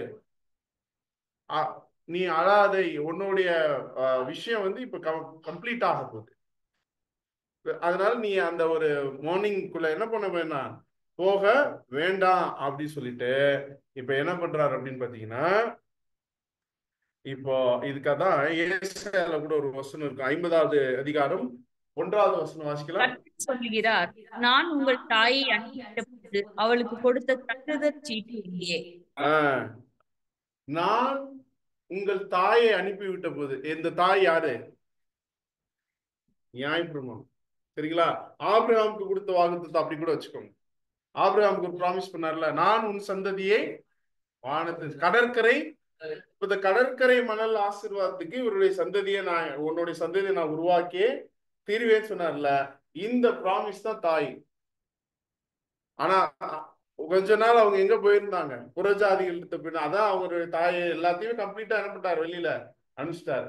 இப்போ இதை நிறைவேற்றினவரே வந்து என்ன பண்றாருன்னா, நியாயப்பிரமாணத்தை நான் கம்ப்ளீட் பண்ணிட்டேன், அதனால நான் உன்னை பிளஸ் பண்றதுக்கு எனக்கு அதிகாரம் இருக்கு. புரியுதுங்களா? ஸோ அந்த அந்த பேசிஸ்ல இப்ப என்ன பண்றாங்கன்னா, முற்பிதாக்கள் ரெஸ்டோரேஷன் இந்த நாயின் அப்படின்ற அந்த ஊருக்கு என்ன அர்த்தம் அப்படின்றத கூட பார்க்கலாம். அதுக்கு முன்னாடி இன்னொரு வசனம் வாசிக்கலாம். ரோமர் புஸ்தகம் 11:25. ரோமர் 11ஆம் அதிகாரம் வசனம் 25. மேலும் சகோதரரே, நீங்கள் உங்களையே புத்திமான்கள் என்று எண்ணாதபடிக்கு ஒரு ரகசியத்தை நீங்கள் அறிய வேண்டும் என்று இருக்கிறேன். அது என்னவெனில், புறஜாதியார் உண்டாகும் வரைக்கும் இஸ்ரவேலரில் ஒரு பங்கு கடினமான மனதுண்டாயிருக்கும். புறஜாதியாரில் நிறைவு உண்டாக வரைக்கும் இஸ்ரேலில் ஒரு பங்கு என்ன உண்டாயிருக்கும்? கடின மனது உண்டாயிருக்கும் அப்படின்னு சொல்றாரு. அப்படின்னா புறஜாதியார் நிறைவுனா என்ன அர்த்தம்? சபையினுடைய நிறைவு 1,44,000 கம்ப்ளீட் ஆகிற வரைக்கும் இஸ்ரேல்ல ஒரு பங்கு எப்படிதான் இருக்கும்? கடின மனதாகத்தான் இருக்கும். பாருங்க எவ்வளவு நம்மளை கொண்டு வர்றதுக்கு இந்த டேஸ கூட இன்னும் அவர் என்ன பண்ணிட்டு இருக்கிறாரு, ஆக்சுவலா எக்ஸ்டென்ஷன் பீரியட்ல தான் நம்ம இருக்கிறோம், போனஸ் பீரியட்ல இருக்கிறோம். டைம் ஓவர்னு ஏற்கனவே பல் அடிச்சாச்சு. எக்ஸாம் கடைசி வந்து இந்த 5 நிமிஷம் வந்து கொடுப்பாங்களே, அந்த மாதிரி டயத்துல இருக்கிறோம். ஸோ இப்படி இருக்க தேவன் தம்முடைய ஜனங்களை தள்ளிவிட்டார் என்று கேட்கிறேன். தள்ளிவிடவில்லையே, அவர் என்ன பண்ண போறார்? அவர்கள் ரட்சிக்கப்பட போகிறாங்க. சரிங்களா? அப்படின்னா இந்த நாயின் அப்படின்ற ஊர்ல தானே போயிருந்தாரு. நாயின்னா என்ன அர்த்தம்னா ரெட் கார்பெட்னு அர்த்தம். இப்போ இவர் இந்த விஷயத்தை இவங்களை மீட்கிற விஷயம் செஞ்சுட்டாருன்னா, இவர் தான் நம்மளை வந்து மீட்கிறவர் அப்படின்றத அவங்க தெரிஞ்சுட்டாங்கன்னா, இப்போ என்ன பண்ண ஆரம்பிச்சிருவாங்க அப்படின்னா, ஒரு பெரிய சிவப்பு கம்பளம், அலங்கரிக்கப்பட்ட ஒரு சிவப்பு கம்பளம் விரிச்சு உயிர்த்து, அதாவது அவன் எந்திரிச்சோன்னு என்ன பண்ணுனான்னு பார்த்தோம், பேச தொடங்கினான். அப்படின்னா யாரை பத்தி பேசியிருப்பான்? இவன் பேசிதான் எல்லாருக்குமே என்ன ஆகணும்? சரி, இதுக்கு என்ன சொன்னாரு? யார்ட்டையும் இதை என்ன பண்ணாத, சொல்லாதன்னாரு. அதுக்கு நீங்க கேட்கவே இல்லை. ஏன் சொல்லாதுன்னா, சர்ச்சரோட ரிசர்வேஷன் யாருக்குமே தெரியாது. ஆனா இவரே பேசுவாரு. இவரே எந்திரிச்சுட்டு என்ன பண்ணுவாரு? பேசுவாரு. யார் உயிர் தெரிஞ்சுனா தெரியுமா? உங்களுக்கு நான் சொல்றேன், கேட்டுக்குங்க அப்படின்னு சொல்லிட்டு இப்ப என்ன பண்ணுவாருன்னு பேசுவார். புரியுதுங்களா? சோ எவ்வளவு அந்த ஒரு சம்பவம் மேட்ச் ஆகுது அப்படின்றத பாத்தீங்கன்னா ரொம்ப பியூட்டிஃபுல்லா இருக்கும். இன்னும் கூட வாசிக்கலாம். வெளிப்படுத்தல் விசேஷம் 1ஆம் அதிகாரம் 18வது. மரித்தேன், ஆனாலும் இதோ சதா காலங்களில் உயிரோடு இருக்கிறேன். ஆமீன். நான் மரணத்துக்கும் பாதாளத்துக்கும் உடைய திறவுகோல்களை உடையவனாய் இருக்கிறேன். நான் மரணத்திற்கும் பாதாளத்துக்கும். அப்ப மரணத்துக்குரிய திறவுகோல்னா என்ன? பாதாளத்துக்குரிய திறவுகோல்னா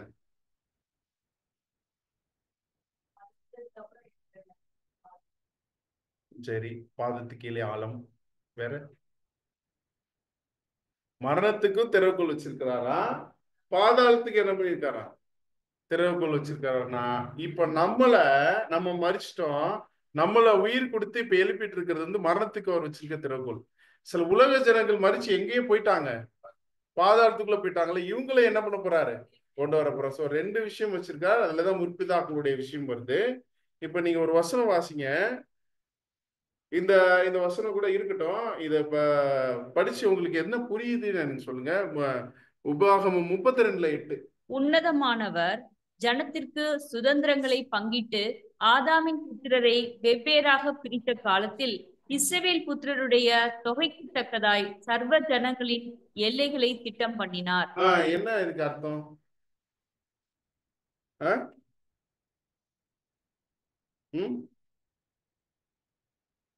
இப்போ எந்த உயிர்த்தெழுதை பத்தி பார்த்துட்டு இருக்கிறோம்? பெட்டர் ரிசரக்ஷன் பத்தி பார்த்து. பெட்டர் ரிசரக்ஷன் என்ன? இது மேன்மையான உயிர்த்தல் என்னது? முற்பிதாக்களுடைய உயிர்த்தல் மற்றும் இஸ்ரேல் ஜனங்களுடைய ரட்சிப்பு. கரெக்டா? இப்படி பார்த்துட்டு இருக்கும்போது இப்போ அவர் அப்படி ரட்சிக்கப்படும் பொழுது இவங்களை வச்சு ஒரு விஷயம் இருக்கு. அது என்ன அப்படின்றத சொல்றாரு. என்ன சொல்றாரு? அதனால என்ன பிரிக்கிறாங்க?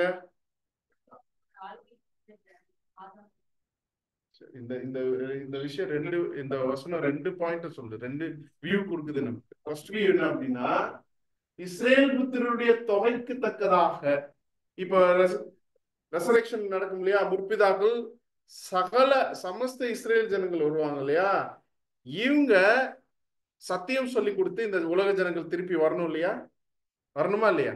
அப்படி வர்றதுக்கு ஒரு ஆளுக்கு இத்தனை பேர் அப்படின்னு ஒரு கால்குலேஷன் இருக்கும் இல்லையா. இந்த கால்குலேஷனு யாரை வச்சுதான் பண்ணியிருக்கிறாராமா? இஸ்ரேல் ஜனங்களுடைய தொகையை வச்சுதான் உலக ஜனங்களுடைய மக்கள் தொகையை பிக்ஸ் பண்ணியிருக்காராம். சொல்ற புரியுதுங்களா? புரியுதா புரியலையா? இப்ப உலக மக்கள் தொகை எத்தனை? 12 12 ஒரு 150 கோடி பேர். இந்தியாவில மட்டும் மொத்தம் வந்து பாத்தீங்கன்னா ஒரு 900 கோடி பேர். சரிங்களா? இது வந்து இப்ப மட்டும் உயிரோடு இருக்கிறவங்க. ஆதாம்ல இருந்து மரிச்சவங்க இருக்காங்க இல்லையா, அத்தனை பேர் இப்ப என்ன ஆகணும்? உயிர் தெளிந்து வரணும். இவங்களுக்கு ட்ரூத் அத்தனை பேருக்கு சொல்லணும்னா இவங்களுக்கு ஒரு ஆளுக்கு இத்தனை பேர் போடுவோம். நீங்க ஒரு ஆளுக்கு எத்தனை பேருக்கு சொல்லுவீங்க? ஒரு 10 பேருக்கு சொல்லுவீங்களா? ஃப்ரீயா சொல்றாங்க, ஒரு 10 பேரை கரெக்டா லைன் பண்ணி கொண்டு வந்துடலாமா? அப்படின்னா இப்போ 10 மனுஷன் ஒரு யூதனுடைய தொங்கலை கர்த்தர் உங்களோடு இருக்கிறார் என்பதை நாங்கள் என்ன பண்ணிக்கிட்டோம், அறிஞ்சுக்கிட்டோம் அப்படின்னு வருவாங்க இல்லையா. இந்த மாதிரி 1:10 ரேஷியோல போட்டு வச்சிருக்காரு. இவங்க வந்து 1 கோடி பேர் இருந்தாங்கன்னா உலக ஜனங்கள் 10 கோடி பேர் இருப்பாங்க. இவங்க 100 கோடி பேர் இருந்தாங்கன்னா உலக ஜனங்கள் 1000 கோடி பேர் இருப்பாங்க. புரியுதுங்களா? இன்னும் பாருங்க, எல்கையை கூட அப்படிதான் திட்டம் பண்ணியிருக்காரா. அந்த வேலையில யோசுவா வந்து பாப்பாரு, உங்க இந்தியாவுக்குள்ள இங்கிட்டு கொடுத்துரு, பாகிஸ்தானுக்கு இங்கிட்டு கொடுத்துரு அப்படின்னு சொல்லிட்டு. இப்ப இந்த பிரிக்கிறதுலாம் யாரு தான்? முற்பிதாக்கள் தான். முற்பிதாக்கள் யோசுவாக்கு தான் அந்த பொசிஷன் போகும். ஏன்னா ஏற்கனவே பார்த்த வேலை. கரெக்டா? பாருங்க எவ்வளவு ஒரு திட்டமிடுதெல்லாம். அதெல்லாம் அப்படியே போய் அப்படியே உள்ள போய் அப்படியே வாழணும் வசனத்துக்குள்ள, அப்படின்னாதான் ஃபீல் ஆகும். இன்னும் கூட பாருங்க, செப்பனியா புஸ்தகம் 3வது அதிகாரம் 19வது வசனம். இதோ அக்காலத்திலே உன்னை சிறுமைப்படுத்தின யாவரையும் தண்டிப்பேன், நொண்டியானவனை ரட்சித்து தள்ளுண்டவனை சேர்த்துக் கொள்வேன். அவர்கள் வெட்கம் அனுபவித்த சகல தேசங்களிலும் அவர்களுக்கு புகழ்ச்சியும் கீர்த்தியும் உண்டாக செய்வேன். அவர்கள் வெட்கம் அனுபவித்த சகல தேசங்களிலும் அவர்களுக்கு புகழ்ச்சியும் கீர்த்தியும் உண்டாகுவேன். எந்தெந்த தேசத்துல எல்லாம் அவங்களை விரட்டி அடிச்சாங்களோ அந்த தேசத்துக்காரங்களாம் ஒரு யூதன் வரமாட்டானா, நம்ம கிட்ட பேச மாட்டானா, நம்ம கிட்ட உட்கார மாட்டானா அப்படின்னு என்ன பண்ணுவாங்கன்னா ஏங்குவாங்க. யூதனுக்கே அந்த நிலைமைனா சபைக்கு என்ன நிலைமை? என்ன பண்ணணும் அப்போ இந்த பூமியில? யோசிப்பாரு. இங்கிட்டு படிக்கும் போதெல்லாம் நமக்கு கதக்குங்க. ஒரு யூதனுக்கே இவ்வளவு மகிமையா பாரு. இந்த வசனம் அதுதான் சொல்லுது. செப்பனியா புஸ்தகம் 8வது அதிகாரம் 23வது வசனம் வாசிக்கும். அந்நாட்களில் பலவித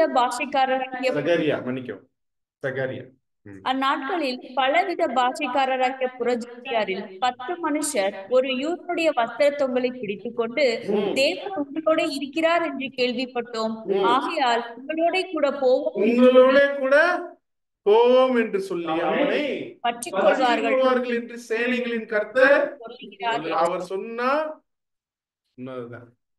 உங்க கூட தான் இருப்போன்னு விடவே மாட்டாங்க. விடுங்கடா முடியாது. ஏன்னா பழைய ஏற்பாடு சம்பவங்கள் ஃபுல்லா அத்தனை மிராக்கிள்ஸ் பார்த்திருக்கிறாங்க.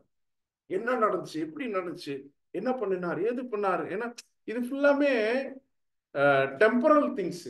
இவங்க பார்த்தது எல்லாமே உலக ஜனங்கள் வர்றதும் டெம்பரல் திங்ஸ்ல தான் வராங்க.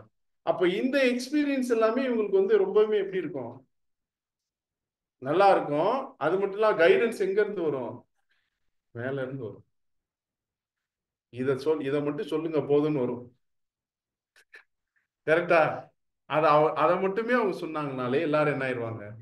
கிளியர் ஆயிடுவாங்க, பியூர் ஆயிடுவாங்க. சோ இந்த அம்மா வந்து நியாயப்பிரமாணம் அதை நிறைவேற்றின கர்த்தர் அதோடைய விஷயத்தை ஃபுல்ஃபில் பண்றாரு. ஒரு புது உடன்படிக்கையை அவர் அந்த இஸ்ரேல் ஜனங்கள்ட்ட அவர் என்ன பண்றாரு? ஏற்படுத்துறாரு. அப்படி ஏற்படுத்துறதுனால இந்த அவர் தொடுகிறார். டச் அந்த பாடை அவர் என்ன பண்ணார்? தொட்டார். அதாவது அடக்கம் பண்ண போயிட்டாங்க. ஆக்சுவலா ஆல்மோஸ்ட் முடிஞ்சிருச்சு. போய் புதைக்கணும். புதைக்கிறதுக்கு முன்னாடி வந்துடுறாரு. இஸ்ரேல் ஜனங்கள் முடிஞ்சுட்டாங்க, லைஃப் முடிச்சு கண்ட்ரியை தூக்கிட்டோம்டான்னு எல்லாரும் யோசிச்சுட்டு இருக்கும்போது நான் தொடுறேன் அப்படின்னு தொடுவாரு. தொட்டவனி அவன் எந்திரிச்சு பேச ஆரம்பிக்கிறவங்க தான் நான் ஸ்டாப்பு. அதுக்கப்புறம் அப்படியே எல்லாரும் அந்த வஸ்திரத்தவங்களை பிடிக்கிறது தான் ஃபெஸ்டிவல். ஸோ ஒரு ஒரு எப்படி காட்ஸ் பிளானை நீங்க எந்த வியூல பாத்தீங்கன்னாலும் அருமையா நம்மளை என்ன பண்ணிட்டு கைட் பண்ணி கொண்டு போயிட்டே இருக்கோம். அவருடைய அந்த second miracle of resurrection is very beautiful. நாயினூர் அந்த விதவைக்கு இவரே மனதுருகி அந்த பாடையை இறக்கி தொட்டு அவரை உயிர்ப்பிச்சு. சரிங்களா? ரைட். இப்பதான் மூணாவது ஒரு ரெசரக்ஷன்ல போறோம். ஆக்சுவலா இருக்கிறதுலயே வெரி கிராண்டான ஒரு ஒரு என்ன சொல்றது, அந்த அந்த அந்த பூமியில நம்ம போய் நின்று வாழணும். சரிங்களா? அதுவும் அந்த எண்ட் ஆஃப் த டைம்ல போய் நிக்கணும். அது எப்படி இருக்கும்னா அப்படி இருக்கும். சரிங்களா? பாருங்க, இந்த சம்பவத்தை நம்ம பார்த்துடலாம். யோவான் புஸ்தகம் 11வது அதிகாரம் 32வது வசனம். இயேசு இருந்த இடத்தில் மரியாள் அவரை கண்டவுடனே அவர் பாதத்தில் விழுந்து, ஆண்டவரே, நீர் இங்கே இருந்தீரானால் என் சகோதரன் மரித்திருக்க மாட்டான் என்றார். என்ன சொல்றாங்க? நீங்க இங்க இருந்தீங்கன்னா என் சகோதரன் என்ன இருக்க மாட்டான், மரித்திருக்க மாட்டான். ஃபர்ஸ்ட் விழுந்தது யாரு? மரியாள். ரெண்டாவது யாரு? மார்த்தாள் இயேசுவினிடத்தில் ஆண்டவரே, நீர் இங்கே இருந்தீரானால் என் சகோதரன் மரிக்க மாட்டான். இவங்களும் என்னதான் சொல்றாங்க? நீங்க இங்க இருந்தீங்கன்னா அப்படின்னா, இப்போ நம்ம இந்த வசனத்தை வாசிக்கும் போது ரெண்டா எடுத்துக்க முடியும். எப்படி எடுத்துக்க முடியும்னா, நீங்க இங்க இருந்திருந்தீங்கன்னா என் சகோதரன் என்ன பண்ண மாட்டான், மரிச்சிருக்க மாட்டான் அப்படின்னு ஒண்ணு. நீங்க இல்லாதனாலதான் என் சகோதரன் என்ன பண்ணிட்டான், மரிச்சிட்டான். சாவடிச்சது யாருதான்? இதை எப்படி எடுத்துக்கிறது? ரெண்டாவது மாதிரி எடுத்துக்கிறதா, முதல் மாதிரி எடுத்துக்கிறதா? ஃபர்ஸ்ட் மாதிரி நம்ம எடுத்துக்கணும். சரிண்ணா? ஏன்னா ஒரே ஸ்டேட்மெண்ட்டை நம்ம ஆளுக்கு ரெண்டா சொல்றது உண்டு. இப்ப மார்த்தால் ஒரு சில ஆளுக்கு பேர் சபை ஆளுக்கு பிடிக்காது. ஆக்சுவலா மார்த்தால், நீங்க இந்த பரிமள தைலம் கான்செப்ட் அன்னைக்கு வரும்போது நீங்க பாத்தீங்கன்னா, மார்த்தால் பணிவிடை செய்து கொண்டிருந்தால் மட்டும்தான் இருக்கும், புலம்பி இருக்க மாட்டாங்க. ஃபர்ஸ்ட் சம்பவத்துலதான் புலம்புவாங்க. உங்களுக்கு கவலை இல்லையா, நான் ஒருத்தியா கஷ்டப்படுறேன், அந்த அம்மா பாருங்க அப்படின்னு சொல்லும் போதுதான் நீ அநேக காரியங்களை குறித்து கவலைப்படுகிறாய், இவ்வளோ நல்ல பங்கை தெரிந்து கொண்டா சொல்லும் போது அந்த சம்பவத்தை மட்டும் படிச்சுட்டு அத்தனை பேருக்கு மார்த்தால் மேல ஒரு தப்பான அபிப்பிராயம் வந்துடும். அடுத்து இந்த வசனத்தை பார்த்துட்டு என்ன இன்டர்பிரேட் பண்றதுன்னா, நீங்க இங்க இருந்தீங்கன்னா சகோதரர் என்ன பண்றான், அப்ப நீங்க இல்லாதனாலதான் என்ன ஆயிட்டான், செத்து போயிட்டான். கொன்னதே யாருதான் அப்படி நான் சொல்லுவாங்க. நம்ம ஆளுக்கு முடிச்சு விடணும்னு நினைச்சிட்டாங்கன்னா தெளிவா முடிச்சு விட்டுருவாங்க ஒரு ஆளை. ஏன்னா பிடிக்காம போச்சுல, யாரையுமே எனக்கு பிடிக்கல, இவர் எனக்கு ஆவாது, ஐயோ அவரை பார்க்க இப்படின்னே சொல்லவே கூடாது. கரெக்டா? அப்படி யாரையும் சொல்லியிருக்கீங்களா? சொல்லாதீங்க, சொன்னீங்கன்னா சரியா? இப்ப என்னன்னா, என்ன ஃபர்ஸ்ட் சவர் சொன்ன மாதிரி ஃபர்ஸ்ட் தான் இருக்கு. நீங்க இருந்தீங்கன்னா அதுதான் கரெக்டா? சரி, ரைட். இப்போ என்ன பண்றாரு வாசிக்கலாம். அவள் அழுகிறதையும் அவளோட கூட வந்த யூதர்கள் அழுகிறதையும் இயேசு கண்டபோது ஆவியில் கலங்கி துயரம் அடைந்து, அவனை எங்கே வைத்தீர்கள் என்றார். ஆண்டவரே, வந்து பாரும் என்றார்கள். இயேசு கண்ணீர் விட்டார். ரைட். இப்ப அவள் அழுகிறதையும் அவளோட கூட வந்த யூதர்கள் அழுகிறதையும் இயேசு கண்டபோது கலங்கி துயரம் அடைந்துன்னு இருக்கா, ஆவியிலே கலங்கி துயரம் அடைந்துன்னு இருக்கா? அப்படின்னா என்னது? மனதுலதான் கலங்குவாங்க. மனசு கலங்காம எப்படி கண்ணீர் வரும்? இங்க என்ன போட்டிருக்கு? ஆவியில கலங்கினார் அப்படின்றது. அப்படின்னு என்ன இருக்கு?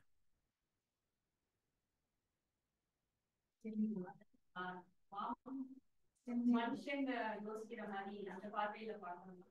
அது டிவைன். Very good.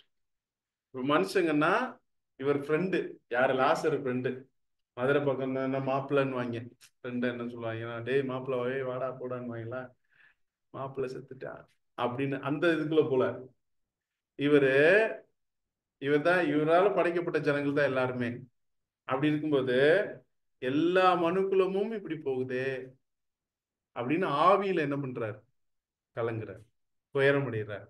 துயரம் முடிச்சு எங்க வச்சீங்க அப்படின்னு கேட்கிறாரு. வாங்க அப்படின்னு என்ன பண்றாங்க? கூட்டிட்டு போறாங்க. இயேசு கண்ணீர் விட்டார். இயேசு கிறிஸ்து நம்முடைய ரட்சகர் எத்தனை தடவை அழுதுருக்காரு? 2 தடவை, 1 தடவை, 1 தடவை. வேற ஏதாவது பதில்? கொஞ்சம் நிறைய நம்பர் இருக்கு, கொஞ்சம் ட்ரை பண்ணுங்க. ஆனா சொன்னீங்கன்னா அதுக்கு என்னன்னு கேட்பேன். அதனால நான் வாயே திறக்கல. 1, 2, 3? 1. எது 1? இதுதான். வேற எங்கேயுமே அவர் அழுகவே இல்லை. மெமோரிஸ் டயத்துல அத்தனை படம் பார்த்துட்டான்.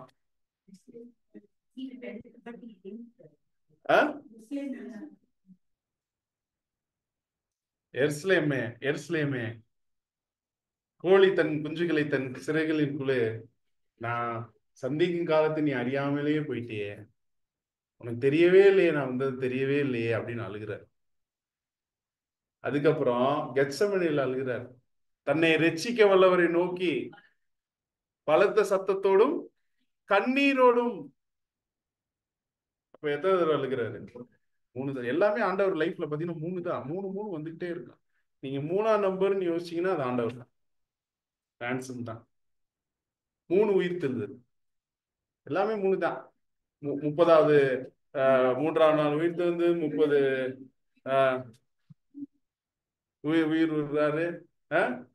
300 பணம் தலை அவர் பேப்டிஸ்ட் எடுத்தது, உயிர் தந்து 3000 பேர் பேப்டிஸ்ட் எடுக்கிறார். எல்லாம் 3, 30, 300, 3000 எல்லாம் வரும். 3 தான். அதை விட்டுங்க.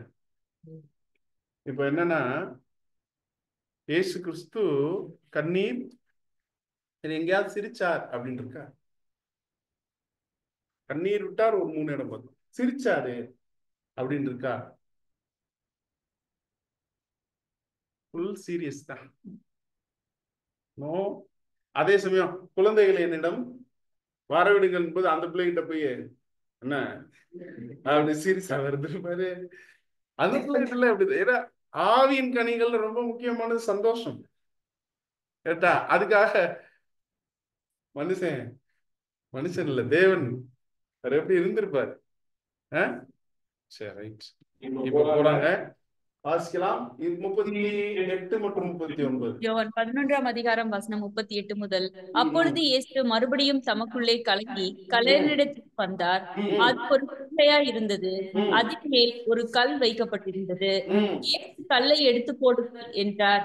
மரியாளுடைய சகோதரனாகிய மார்த்தாள் அவரை நோக்கி, ஆண்டவரே, இப்பொழுது நாருமே 4 நாள் ஆயிற்றே என்றார். எல்லாம் மார்த்தாள் தான்.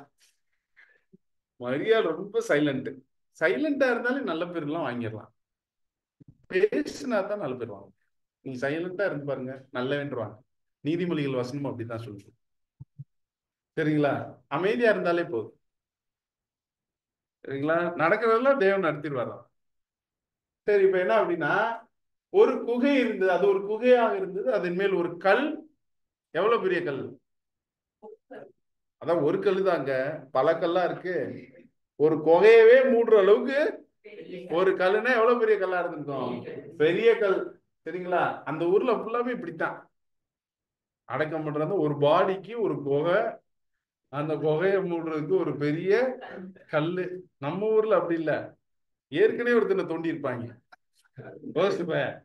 அது போய் டேய் எலும்புலாம் வருதுடா போடுறா, சும்மா போற மண்ணள்ளி போட்டு திருப்பி பெட்டியை வைடான்னு வச்சு விட்டுருவாங்க.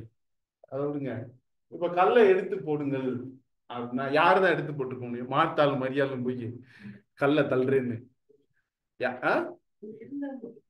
யாருந்தது? நூர்ஜஹானா? ஊர் ஜனங்களா? யாரு ஊர் ஜனம்?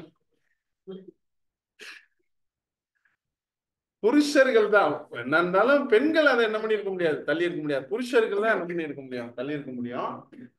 ஸோ இப்ப மரியாதைன்னு சொன்னாங்க, ஆண்டவரே வச்சு 4 நாள் ஆயிடுச்சு அப்படின்னு சொல்றாங்க. சரிங்களா? தொடர்ந்து வாசிக்கலாம் 40வது வசனத்திலிருந்து. இயேசு அவளை நோக்கி, நீ விசுவாசித்தால் தேவனுடைய மகிமையை காண்பாய் என்று நான் உனக்கு சொல்லவில்லையா என்றார். அப்பொழுது மரித்தவன் வைக்கப்பட்ட இடத்திலிருந்த கல்லை எடுத்து போட்டார்கள். இயேசு தம்முடைய கண்களை ஏறெடுத்து, பிதாவே, நீர் எனக்கு செவி கொடுத்தபடி நான் உம்மை ஸ்தோத்தரிக்கிறேன். நீர் எப்பொழுது எனக்கு செவி கொடுக்கிறீர் என்று நான் அறிந்திருக்கிறேன். ஆனாலும் நீர் என்னை அனுப்பினதை சூழ்ந்து நிற்கும் ஜனங்கள் விசுவாசிக்கும்படியாக அவர்கள் நிமித்தம் இதை சொன்னேன் என்றார். தொடர்ந்து இவைகளை சொன்ன பின்பு லாசருவே, வெளியே வா என்று உரத்த சத்தமாய் கூப்பிட்டார். கையை பிடித்தார், பாடையை தொட்டார். லாசரு அவ்வளவுதான். சரியா? வெளியே வா என்று உரத்த சத்தமாய் கூப்பிட்டார். அப்பொழுது மரித்தவன் வெளியே வந்தான். அவன் கால்களும் கைகளும் பிரேத சீலைகளால், கொஞ்சம் யோசிச்சு பாருங்க, கையை கட்டிட்டாங்க, காலை என்ன பண்ணிட்டாங்க, கட்டிட்டாங்க. முகமும் என்னப்பட்டிருக்கு, சீலையால். எப்படி வந்திருப்பாரு? கையை காலை கட்டிட்டாங்க, கையை என்ன பண்ணிட்டாங்க, அத நீ சொல்ல, எப்படியோ வந்துட்டாரு, தூக்கியா வச்சு இல்ல. மரித்தவன் வெளியே வந்தான். யாரு தூக்கிட்டு வந்தா என்ன சொல்ல, டெட் பாடியை தூக்கிட்டு வராங்க பாரு அப்படின்னு. தூக்கிட்டுலாம் வரல, அவரே தான் வர்றார். லாசரே தான் என்ன பண்றாரு, வராரு. இயேசு அவர்களை நோக்கி, இவனை அப்புறமேட்டு தான் அப்படின்னா, வாய்ஸ் கேட்டோன்னு டம்னு என்னமோ குதிச்சு இருப்பாரு. வழியில வந்துட்டாரு லாசரு, குதிச்சு வந்துட்டாப்ல. இந்த ரெபேக்கால்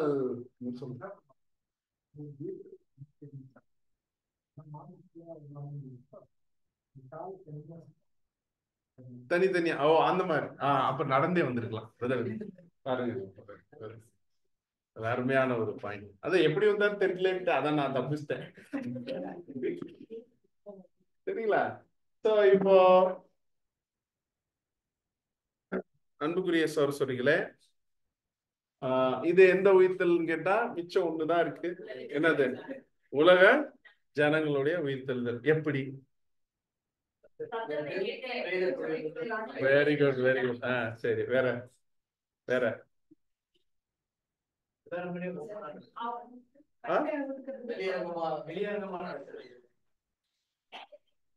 அங்க முற்பிதாக்கள் சம்பவம், அந்த 400 உதவி எல்லாரும் நிறைய பேர் திரளான ஜனங்கள் இருந்தாங்க.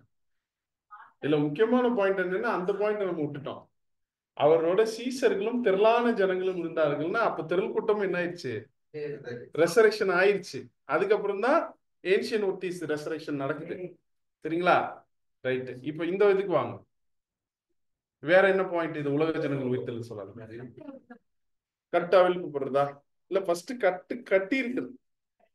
கட்டி இருக்கிறது. அதாவது அவங்க உயிர்த்தெழுது வரும்போது பழைய கட்டுலயே தான் எந்திரிச்சு வருவாங்க. அந்த மைண்ட் அததான் இந்த கட்டு என்ன பண்ணுதுன்னு சொல்லுது. இப்போ அவருக்கு சொல்றாரு. சரி, ரைட்டு. ஃபர்ஸ்ட் அதுக்கு முன்னாடி கல்ல தள்ளி விட்டது யாரு?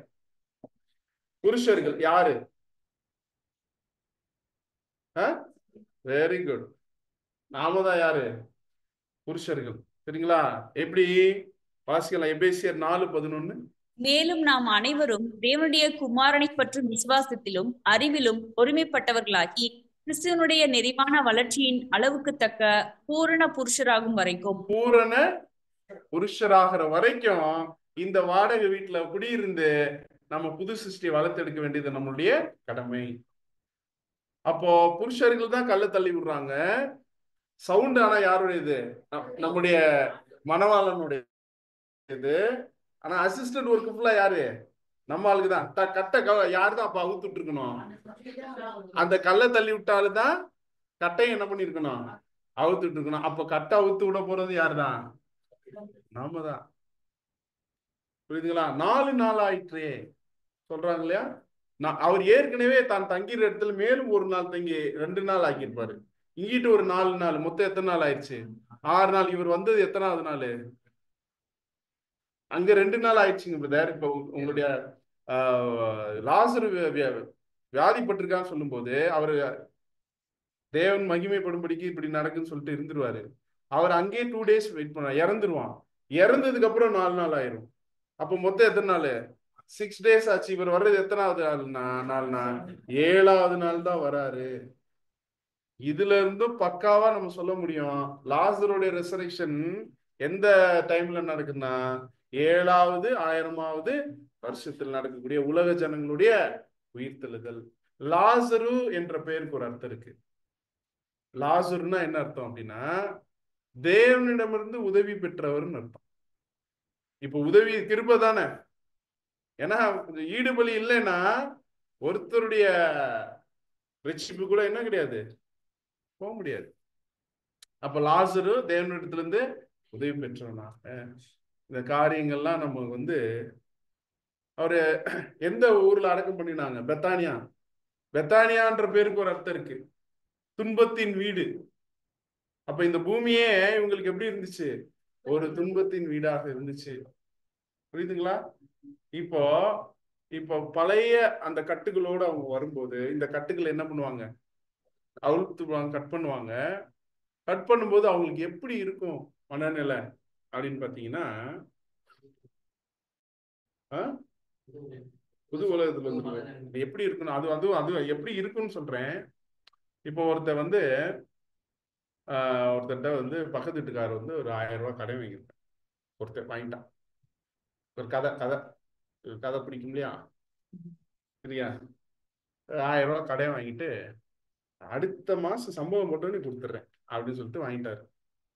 அவனு இவரும் கொடுத்துருவாரா மாட்டாருன்னு தெரியலையே அப்படின்னு சொல்லிட்டு சரிப்பா அப்படின்னு கொடுத்துட்டாரு. இந்த 1000 ரூபாய் வாங்கினவரு அடுத்த மாசம் ஆயிடுச்சு. அப்படி இப்படி இப்படி முன்னாடி போயிட்டு வர்றாரு. இவருக்கு என்ன தோணும் அவரை பார்க்கும் போதெல்லாம்? 1000 ரூபாய் தரேன்னாரு, சம்பளம் தேதியும் கிராஸ் ஆயிடுச்சு, வாங்கியிருப்பாரு சம்பளம் அப்படின்னு தோணும். சரியா? அப்படின்னா அடுத்து வேற வேலை, அதாவது ஹையர் சேலரிக்கெல்லாம் போயிட்டாரு. அப்பயும் என்ன பண்ணல, தரல. ஒரு நாள் ஊரை விட்டே போயிட்டாரு. சரி 1000 அதான் போச்சு அப்படின்ற கண்டிஷன்ல இருக்கும்போது திடீர்னு ஒரு நாள் அவர் வீட்டு வாசல்ல BMW கார் நிக்குது. அப்படியே அவர் இறங்குறார். யார்? இந்த 1000 ரூபாய் வாங்கிட்டு போனார். இறங்குறாரு. இறங்கி சூட்கேஸ் நிறைய கத்தையா பணம் எடுத்துட்டு அவர்கிட்ட கொடுத்து, உங்க 1000 ரூபாயை வச்சுதான் இவ்வளவு தூரத்துக்கு நான் வந்திருக்கேன். சரிங்களா? அன்னைக்கு 1000 ரூபாயை கொடுத்துருந்துருக்கலாம். ஆனாலும் உங்களை சந்தோஷப்படுத்தணும்னு நினைச்சதுனால இப்ப நான் இதை என்னுடைய அன்பளிப்பா நீங்க என்ன பண்ணிக்கோங்க, வச்சுக்கோங்க அப்படின்னு கொடுத்தா இவருக்கு எப்படி இருக்கு? இப்போ ஜனங்கள் 1000 ரூபாய்க்காக எதிர்பார்த்து காத்துக்கிட்டே இருக்கிற நேரத்துல உயிர் தெளிப்பி 1000 ரூபாய் வேணுமா? இல்ல இழந்து போன அத்தனை ஆசீர்வாதங்கள் வேணுமா? இழந்து போன அத்தனை ஜனங்களையும் நீ உயிரோட உன்னுடைய சொந்தம் அப்பா அம்மா எல்லாரும் வேணுமா? எப்படிப்பா அப்படின்னு கேட்டா, என்னங்க இப்படி பண்றீங்க? என்னங்க வாழ்க்கையில அப்படின்னு அவன் எதை பத்தியுமே யோசிக்க மாட்டான். என்னங்க நான் செய்யணும், என்னங்க செய்யணும்ன்றது தான் அவனுக்கு முதல் கேள்வியாகும்.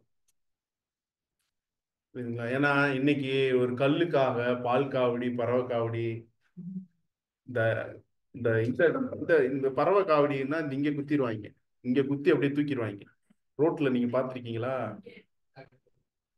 அவெல்லாம் உயிர்த்தெழுந்து வந்தான்னு வச்சுக்கோங்க,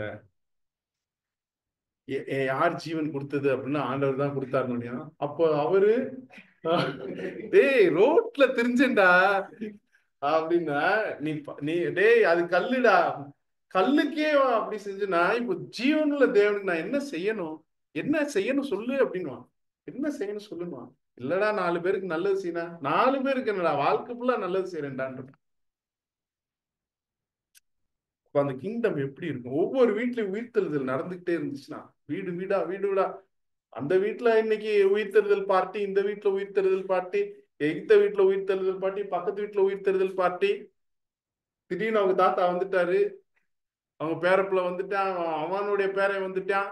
இப்படி போய்கிட்டே இருக்கும்போது ஒவ்வொரு தெருவுக்குள்ளயும் நம்ம நடக்கும்போது எப்படி இருக்கும்? கைய பிடிச்சி வீட்டுக்குள்ள வாங்க சாப்பிட்டு போங்க அப்படின்னு நம்மளுக்கு இழுத்துருவாங்க.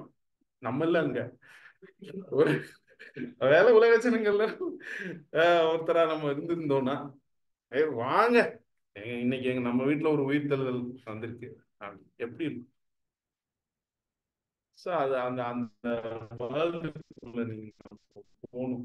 மூன்றாம் உலகம் எங்கேயுமே அறிவிக்கப்படாத உயிர்த்தெழுன்ற அவ்வளோ பெரிய நற்செய்தி இன்னைக்கு பேர்சுமை மண்டலத்தில் சுத்தமா கிடையாது. ஃபுல் டார்க்ல இருக்காங்க. ஹாப்பி ஈஸ்டர் மட்டும் போட தெரியும், வேற எதுவும் தெரியாது. எவ்வளவு பெரிய ஒரு மேன்மையான ஒரு ரகசியத்தை தேவன் நமக்கு கொடுத்திருக்கிறார். எவ்வளவு பாக்கியம் வந்தது. என்டையர் சீன் வரைக்கும் பார்த்துட்டோம், லாஸ்ட் வரைக்கும் போயிட்டு வந்துட்டோம். இதுக்கு மேல நம்ம போகணுமா? இதுக்கு மேல ஏதாவது டூர் இருக்கா? ஒண்ணும் கிடையாது. எங்கேயாவது டூர் ஊட்டி கொடைக்கானல் போலான்னு இருக்கீங்களா? நீங்க இதுக்குள்ளேயே பைபிளுக்குள்ளேயே போய்கிட்டே இருக்கலாம். பாட்டுக்கு சந்து சந்தா தெரு தெருவா போய்கிட்டே இருக்கும். அவ்வளவு பியூட்டிஃபுல்லா இருக்கும். அதனாலதான் நாளெல்லாம் அது என் தியானம் அப்படின்னு சங்கீதக்காரர் சொல்றாரு. சரிங்களா? பைபிள் ரீடிங்ஸ் இப்ப ஒண்ணு பாருங்க, இந்த ஒரு சம்பவத்தை ஒன் பை ஒன்னா நம்ம பார்த்துட்டு இருக்கும்போதே எப்படி ரிவீல் ஆகுது பாருங்க. ஆகுதா? இப்படி பைபிளை படிச்சுட்டே இருந்தா எப்படி இருக்கு? பியூட்டிஃபுல். 1 கொரிந்தியர் 15 படிச்சிருங்க. சரிங்களா? 1 கொரிந்தியர் 15வது அதிகாரம் படிச்சிருங்க அன்புக்குரிய சகோதரர்களே. சோ இப்பேற்பட்ட ஒரு ஜீவனுள்ள தேவன், குமாரனை உடையவன், ஜீவனை நாம ஜீவன் உயிர்த்தெழுதல்ல ஒரு பாட்டு உயிர்த்து நடந்துருச்சு, எழுதல் போனோம். அதுக்காக உலகம் நமக்கு சிலுவையில் அறையப்பட்டிருக்கணும், நாமும் உலகத்திற்கு சிலுவையில் அறையப்பட்டிருக்கணும். இந்த ஒரே ஒரு லைனை மட்டும் நீங்க இன்னைக்கு ஆராதனையில குடிச்சுக்கிட்டு, நான் சிலுவையில் அறையப்பட்டிருக்கிறேன், உலகமும் எனக்கு சிலுவையில் அறையப்பட்டிருக்கிற ஒரு மனநிலையிலேயே ஒரு சிம்பிள் லைஃப் சொல்றான். என்னை பெரிய ஐஸ்வர்யனாவும் மாத்தாதீங்க, என்னை தரித்திரனாவும் என்னை இப்படியே வச்சுக்கங்க. இப்படியே நான் உங்களுக்காக இருந்து உங்களுக்கு பிடிச்ச மாதிரி மட்டும் ஒரு வாழ்க்கையை வாழ்ந்துட்டு நான் கூட வந்துடுறேன். எனக்கு வேற எதுவும் வேணும். ஆண்டவருடைய குறைந்தபட்ச ஜெபம் என்ன தெரியுமா? ஏற்கனவே ஒரு பொசிஷன் இருந்தேன்ல உங்களுக்கு பிள்ளைன்னு, அது மட்டும் கொடுத்தா போதும்னு ஜெபம். எனக்கு வேற எதுவும் அவருக்கு அந்த மகிமை வேணாம். ஏற்கனவே ஒரு லெவல்ல இருந்தேன்ல, அதை மட்டும் எனக்கு திருப்பி கொடுத்துருங்க. சோ அப்படி ஒரு எக்ஸ்பெக்டேஷன்ஸ்ல நம்ம ஆண்டவரே இருக்கும்போது நமக்கு என்ன வேணும்? அவங்களுடைய அன்பை விட நமக்கு இந்த பூமியில என்ன வேணும்? சரிங்களா?